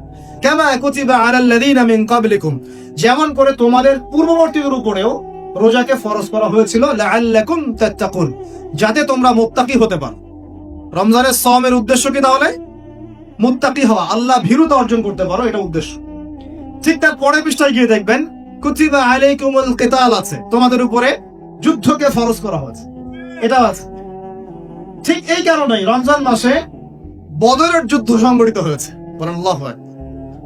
এই যে দ্বিতীয় হিজরি কথা বলছি, এই দ্বিতীয় হিজরিতেই কেবলা চেঞ্জ করা হয়েছে, দ্বিতীয় হিজরিতেই রমজানের সওম ফরজ করা হয়েছে, দ্বিতীয় হিজরিতেই বদরের যুদ্ধ হয়েছে। সুবহানাল্লাহ। তিনটার মধ্যে মিল পাচ্ছেন? এই তিনটাই কোরআনের পরপর 3 পৃষ্ঠা আছে। কুতিবা আলাইকুমুল কিসাস, কুতিবা আলাইকুমুস সিয়াম, কুতিবা আলাইকুমুল কিতাল। এটার মধ্যে একটা মিল আছে না? তার মানে রমজান মাস আমাদেরকে শেখাবে একটা জাতিগত ঐক্য, রমজান মাস শেখাবে কোরআনকে সময় দেয়া, কোরআনের হক আদায় করা, রমজান মাস শেখাবে আমাদেরকে অন্যায়ের বিরুদ্ধে প্রতিবাদ করা। কারণ এখানে আবু জেহেল অন্যায় করেছিল না, নাকি মুসলিম অন্যায় করেছে? আবু জেহেলের বাহিনী ছিল বদর যুদ্ধে এই প্রান্তে, আর মুসলিম বাহিনী এই প্রান্তে। এই দুই প্রান্তের বাহিনীর মধ্যে কারা অন্যায় করেছিল, কারা জালেম? আবু জেহেলদের বাহিনী জালেম নয়। তো রমজান মাস কি চেতনা নিয়ে আসলো? জালেমের বিরুদ্ধে দাঁড়িয়ে যাওয়ার চেতনা নিয়ে আসলো। কথা কি বুঝতে পারছেন? এখন আমরা কিন্তু ব্যক্তিগতভাবে আগে সবাই জালেম হয়ে গেছে, তাই না? আমরা সবাই জালেম না?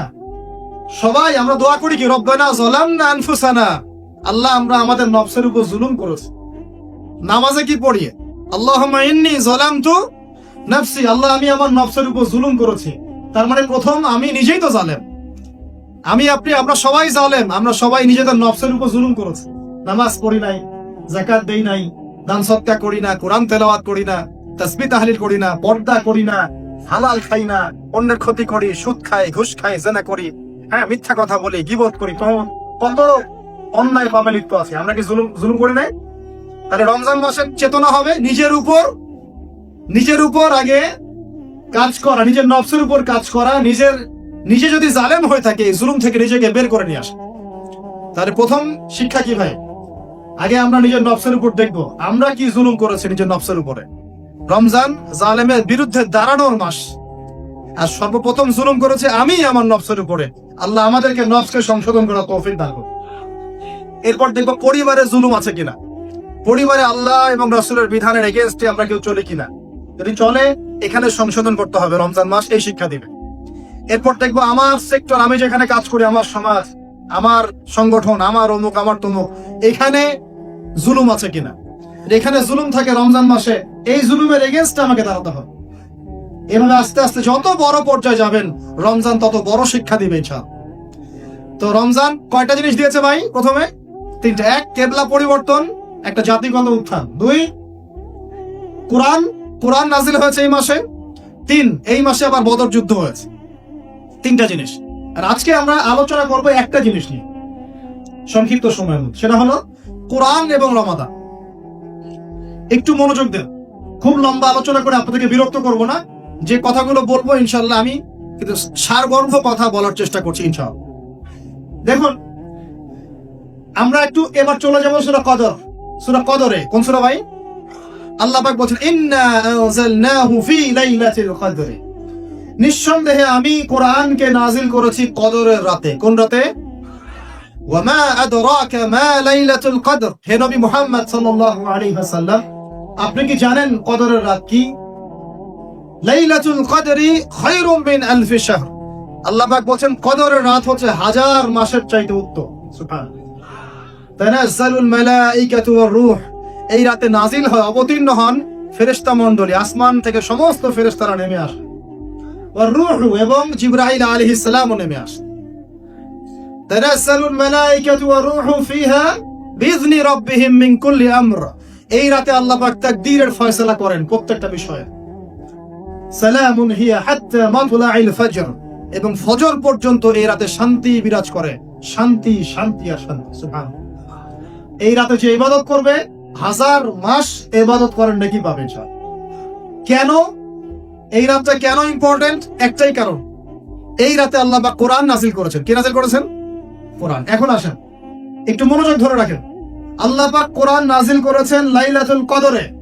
আর লাইলাতুল কদর কোন মাসে? শাবানে, রজবে না রমজানে?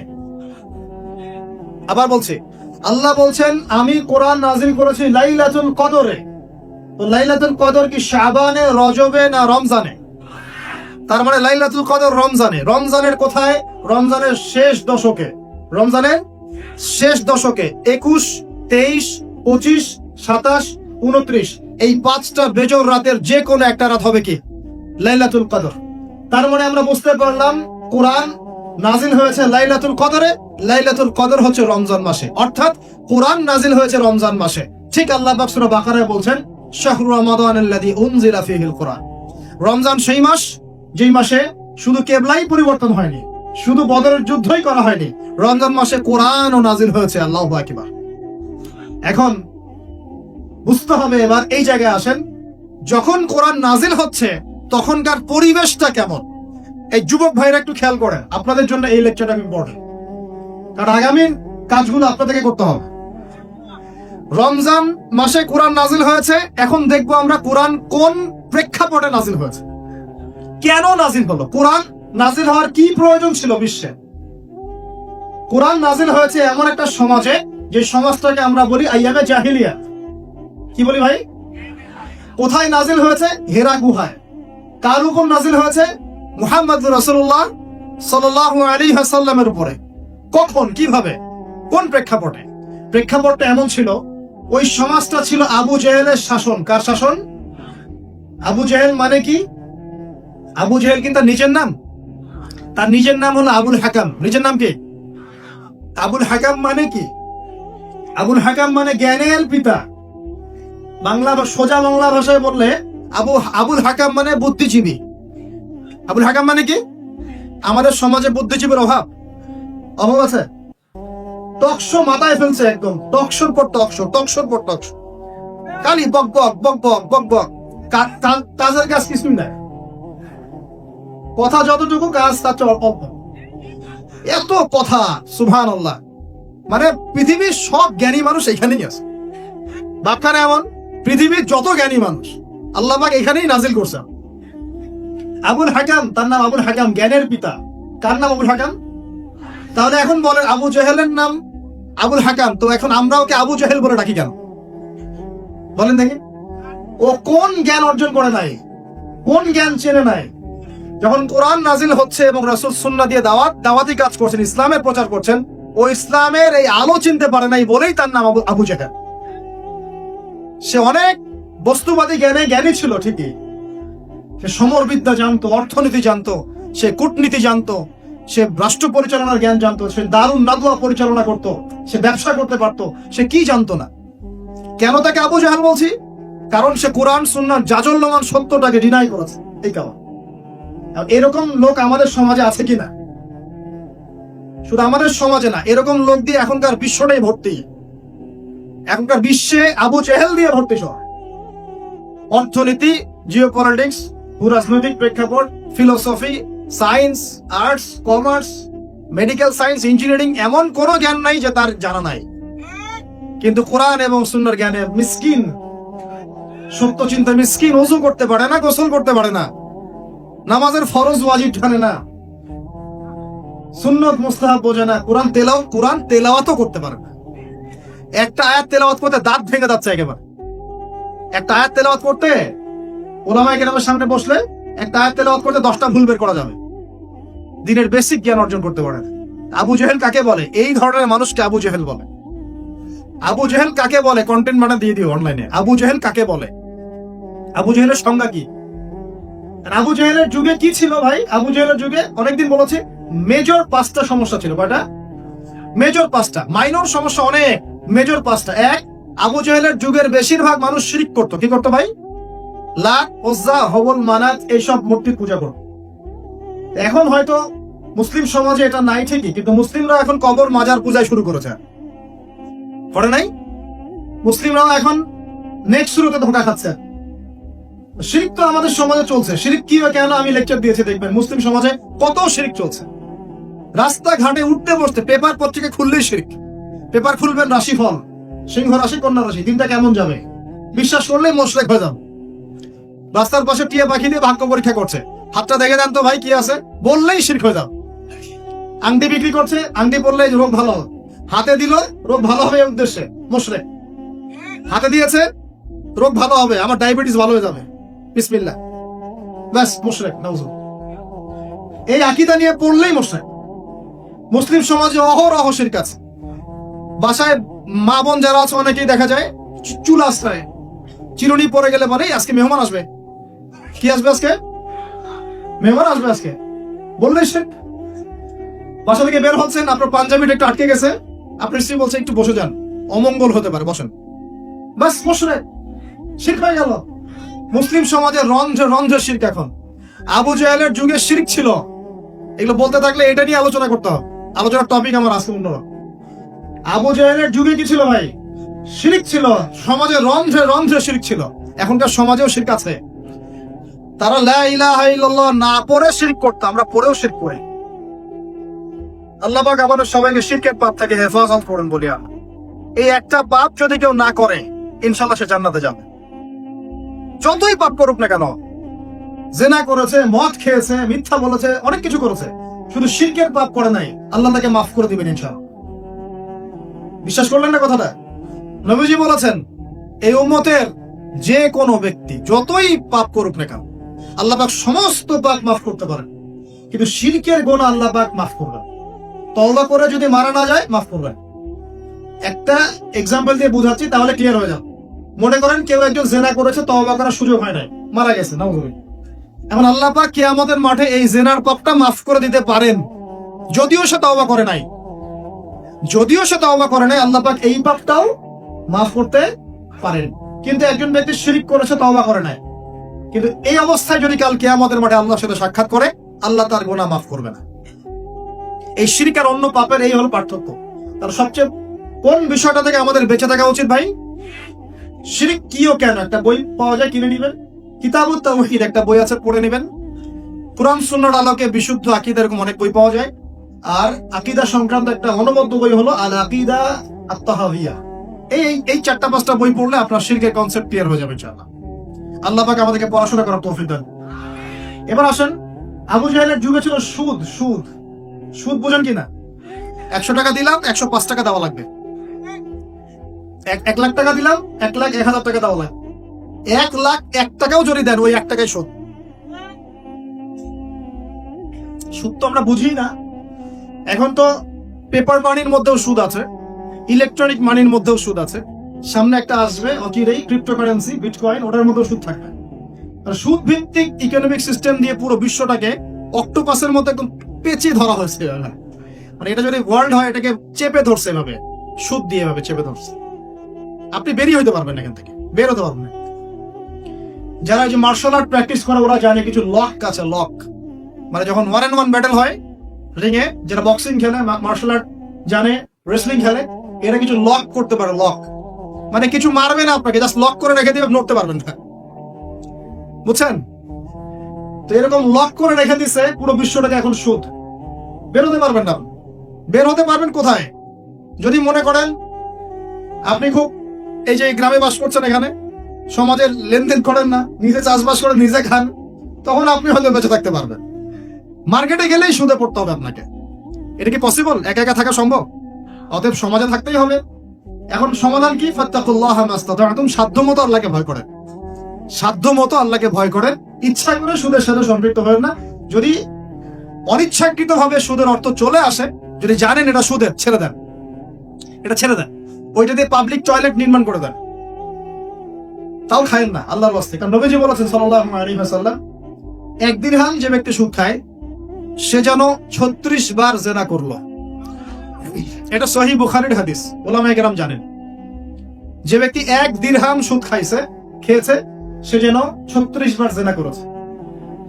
একবার জেনা করেছে, আপনি জানেন, কথার কথা বললাম যে কারো পরিবারের কোন এক মেয়ে বা ছেলে জেনা করে ফেলেছে, নাউজুবিল্লাহ, আপনি ধরা পড়েছে এলাকার মধ্যে, মানুষ তাকে কি সম্মান চোখে দেখে? ভবিষ্যতে সে যত ভালোই হয়ে যাক না কেন, ওর ঘরে বিয়ে দেওয়ার সময় মানুষ 1000 বার চিন্তা করবে, তাই না? তাই না বিষয়টা? মনে করেন একটা মেয়ে জেনা করে ফেলেছে, আল্লাহ না করুক, নাউজুবিল্লাহ, এটা জানাজানি হয়ে গেছে, ওর ঘরে কি বিয়ের প্রস্তাব আসবে পরে? যদি ভালো হয়ে যায় তাও আসা খুব ডিফিকাল্ট। আল্লাহর মুমিন কোন বান্দা যদি চিন্তা করে, আচ্ছা আগে পাপ করেছিল, মাফ চেয়েছে, তওবা ইস্তেগফার করেছে, আমি তাকে বিয়ে করব, সেটা আলাদা বিষয়। কিন্তু স্বাভাবিকভাবে কিন্তু সমাজ এটাকে গ্রহণ করে না। একটা জেনার ক্ষেত্রে আমরা এইভাবে মানুষকে দেখি। আর 1 দিরহাম সুদের বিনিময়ে আপনি 36 বার জিনা করছেন। আল্লাহ আমাকে হেফাজত করুন, আল্লাহ আমাদের সবাইকে হেফাজত করুন। দূরে থাকতে হবে, থাকার চেষ্টা করতে হবে। আবু জাহেলের যুগে এরকম সুদ ছিল, এখনকার বিশ্বে রন্ধ্রে রন্ধ্রে। নবীজি তো আগেই বলেছেন মায়ের সাথে জেনা করার মতো পাপ। এই হাদিস তো জানেন আপনারা। সুদের 73টা শাখা আছে পাপের, তার সর্বনিম্ন শাখা হলো নিজের মাকে বিয়ে করা, নাউজুবিল্লাহ। যদি এই এলাকায় খবর পান কোনো মেয়ে কোনো বা ছেলে তার মায়ের সাথে বিয়ে করেছে, নাউজুবিল্লাহ, তার মাকে মায়ের সাথে জেনা করেছে, নাউজুবিল্লাহ, কোনো মেয়ের সাথে বাবা জেনা করেছে, নাউজুবিল্লাহ, আপনি কি সমাজে তাকে রাখতে চাবেন? আপনি তো আইন শাসন কোনো কিছুর পরোয়াই করবেন না, গণপিটুনি দিয়ে মেরে ফেলবেন না, এই কাজ করবেন না। একটা মসজিদে চোর, তারাবির নামাজে আবার চোরও আসবে কিন্তু অনেক, কথায় মনে পড়ে গেল, স্যান্ডেল সাবধান।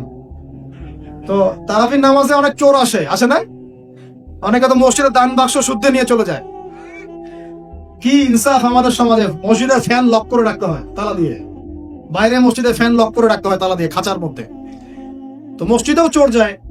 এখন চোর ধরা পড়ে গেলে কি পিটুনিটা পিটান আপনার? মসজিদে একটা চোর যদি ধরা পড়ে, সবাই মিলে কি পিটুনি দেওয়া শুরু করে। এটা কিন্তু অনৈতিক কাজ, জানেন? এভাবে সবাই মিলে গণধোলাই দেওয়া জায়েজ নাই। তাকে নির্দিষ্ট প্রশাসনের কাছে হস্তান্তর করতে হবে। যদি এখন বলেন প্রশাসন বিচার করছে না, সেটা তাদের ব্যাপার। ও যদি ফাঁকফো করতে বের হয় সেটা ওদের ব্যাপার, এইগুলোর দায়ভার তাদের। আপনি যদি নিজের হাতে শাসন তুলে নেন, সমস্যা আছে। এভাবে ইসলাম এটাকে জায়েজ করে না। ওর হাত কেটে ফেলার বিধান আছে, তাই না, কোরআনে? এটা আপনি করতে পারবেন না। এটা ইসলামিক আদালত করবে, ইসলামিক আদালত। সবাই যদি আইন হাতে তুলে নেয় তাহলে তো সমাজে বিশৃঙ্খলা হবে। এই জন্য এই সুযোগটা ইসলাম দেয় নাই। প্রমাণ হলে তাকে সোপর্দ করতে হবে প্রশাসনের কাছে। এখন দেখেন, একটা স্যান্ডেল চোরকে যে পিটানি দেন, এখন একটা লোক যদি মায়ের সাথে জেনা করে, নাউজুবিল্লাহ, কি মাইকটা মারবে মানুষ তাকে। এখন সুদের মধ্য দিয়ে নবীজি বলছেন সবচেয়ে নিম্ন পাপ হলো নিজের মায়ের সাথে জেনা করা। বলি নাউজুবিল্লাহ। আমরা অ্যাভেলেবল কাজগুলো করছি, এই বোধোদয় আমাদের হচ্ছে না, কারণ কলব মরে গেছে। কলব কি হয়েছে ভাই? মরে গেছে। কলব জিন্দা করতে হবে। কলব জিন্দা করার জন্যই রমজান, কলব জিন্দা করার জন্যই কোরআন, এবং কলব জিন্দা করার জন্যই বেশি বেশি মওতের ফিকির আর আল্লাহর জিকির বেশি বেশি করা। আল্লাহ পাক তৌফিক দান করুন। আবু জাহেলের যুগ ছিল সুদের যুগ। কিসের যুগ? 1 নাম্বার, আবু জাহেলের যুগ ছিল শিরকের যুগ। 2, আবু জাহেলের যুগ ছিল সুদের যুগ। 3, আবু জাহেলের যুগ ছিল মাদকের যুগ। কিসের যুগ? এখন নাই? কম না বেশি? সুবহানাল্লাহ। রাস্তাঘাটে দেখি ছোট ছোট ছেলে পেলে এই যে প্লাস্টিকের ভিতরে কি কি জানি খায়।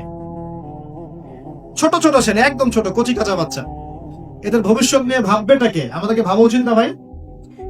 আমাদের যুবকদের মধ্যে বড় একটা অংশ আজকে মাদকের ভয়াল থাবায় ডুবে গেছে, যায় নাই? এদেরকে ফেরাতে হবে না? ফেরানোর জন্য আমি আমার পক্ষ থেকে একটা খালি নসিহত করবো, একটা নসিহত, অনলি একটা। সারা দুনিয়ার মাদক যদি সেবন করো, তোমার মনের কষ্ট দূর হবে না। মাদকের কাছে গিয়েছে কেন? আমি বলছি কেন গিয়েছে জানেন? এক সঙ্গ দোষ, কোন খারাপ সার্কেলে পড়েছে, বলেছে আয় একটু সিগারেটে টান দে, কি সমস্যা? ও একদিন টান দেওয়া শুরু করেছে, পরে আস্তে আস্তে আস্তে আস্তে অভ্যস্ত হয়ে গেছে। আমরা ছোটবেলায় তাবলিগ জামাতে যেতাম, এই মসজিদে মসজিদ, তো দেখতাম সেখানে আমাদের যে মানে কাফেলা থাকতো, সেখানে কিন্তু 2-1 স্মোকারও চলে যায়, মানুষ যায় না?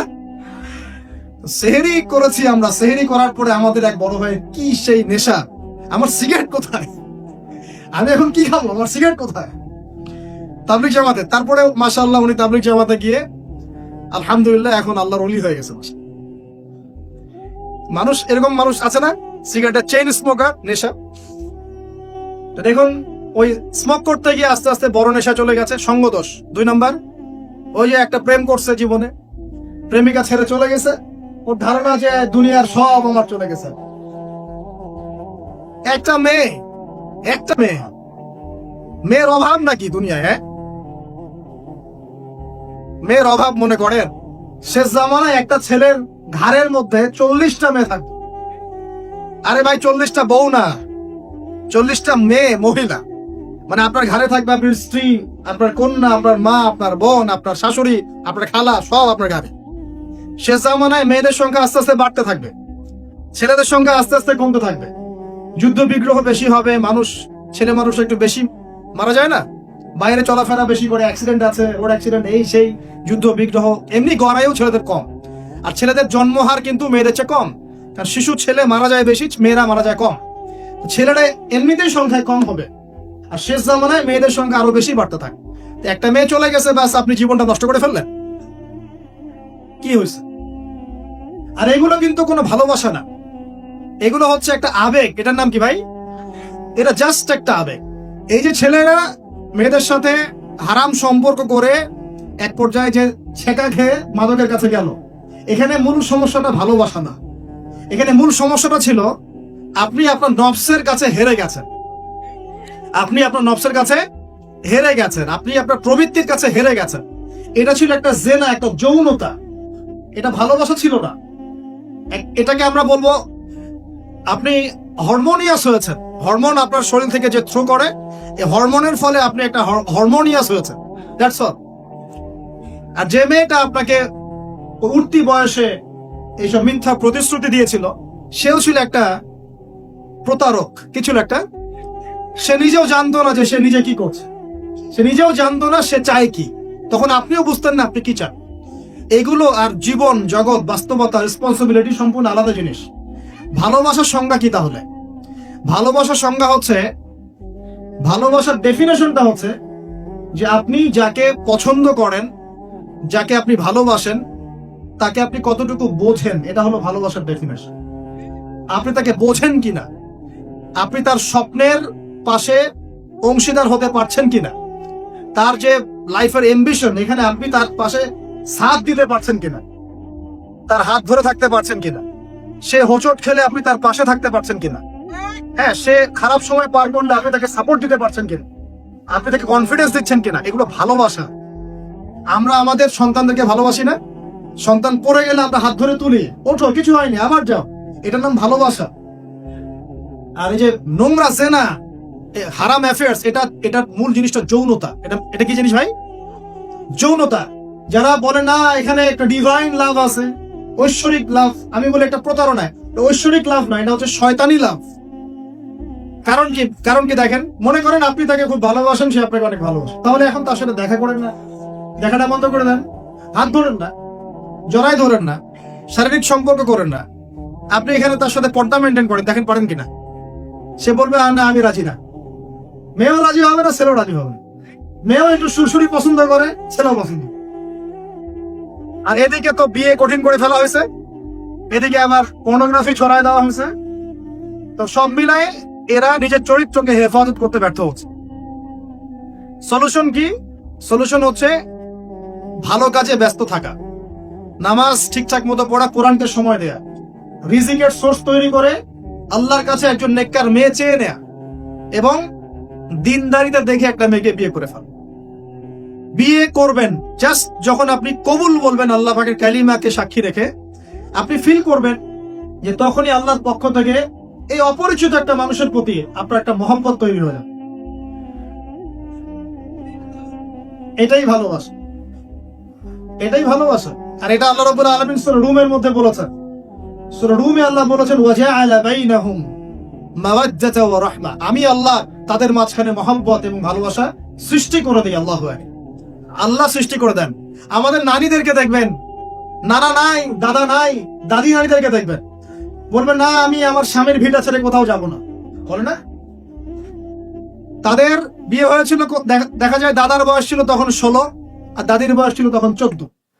এখন তো করা যাবেই না, এটা করলে আপনাকে শাস্তির আওতায় নিয়ে আসবে। তবে 16 বছর বয়সে আপনি জেনা এখন করতে পারবেন, ঠিক আছে? নাউজুবিল্লাহ। নানির বয়স ছিল 10, 12, নানার বয়স ছিল 20, এসব সময় বিয়ে হয়েছে না? 30, 40, 50 বছর সংসার করছে, কোনোদিন সংসারে ভাঙন হয় না।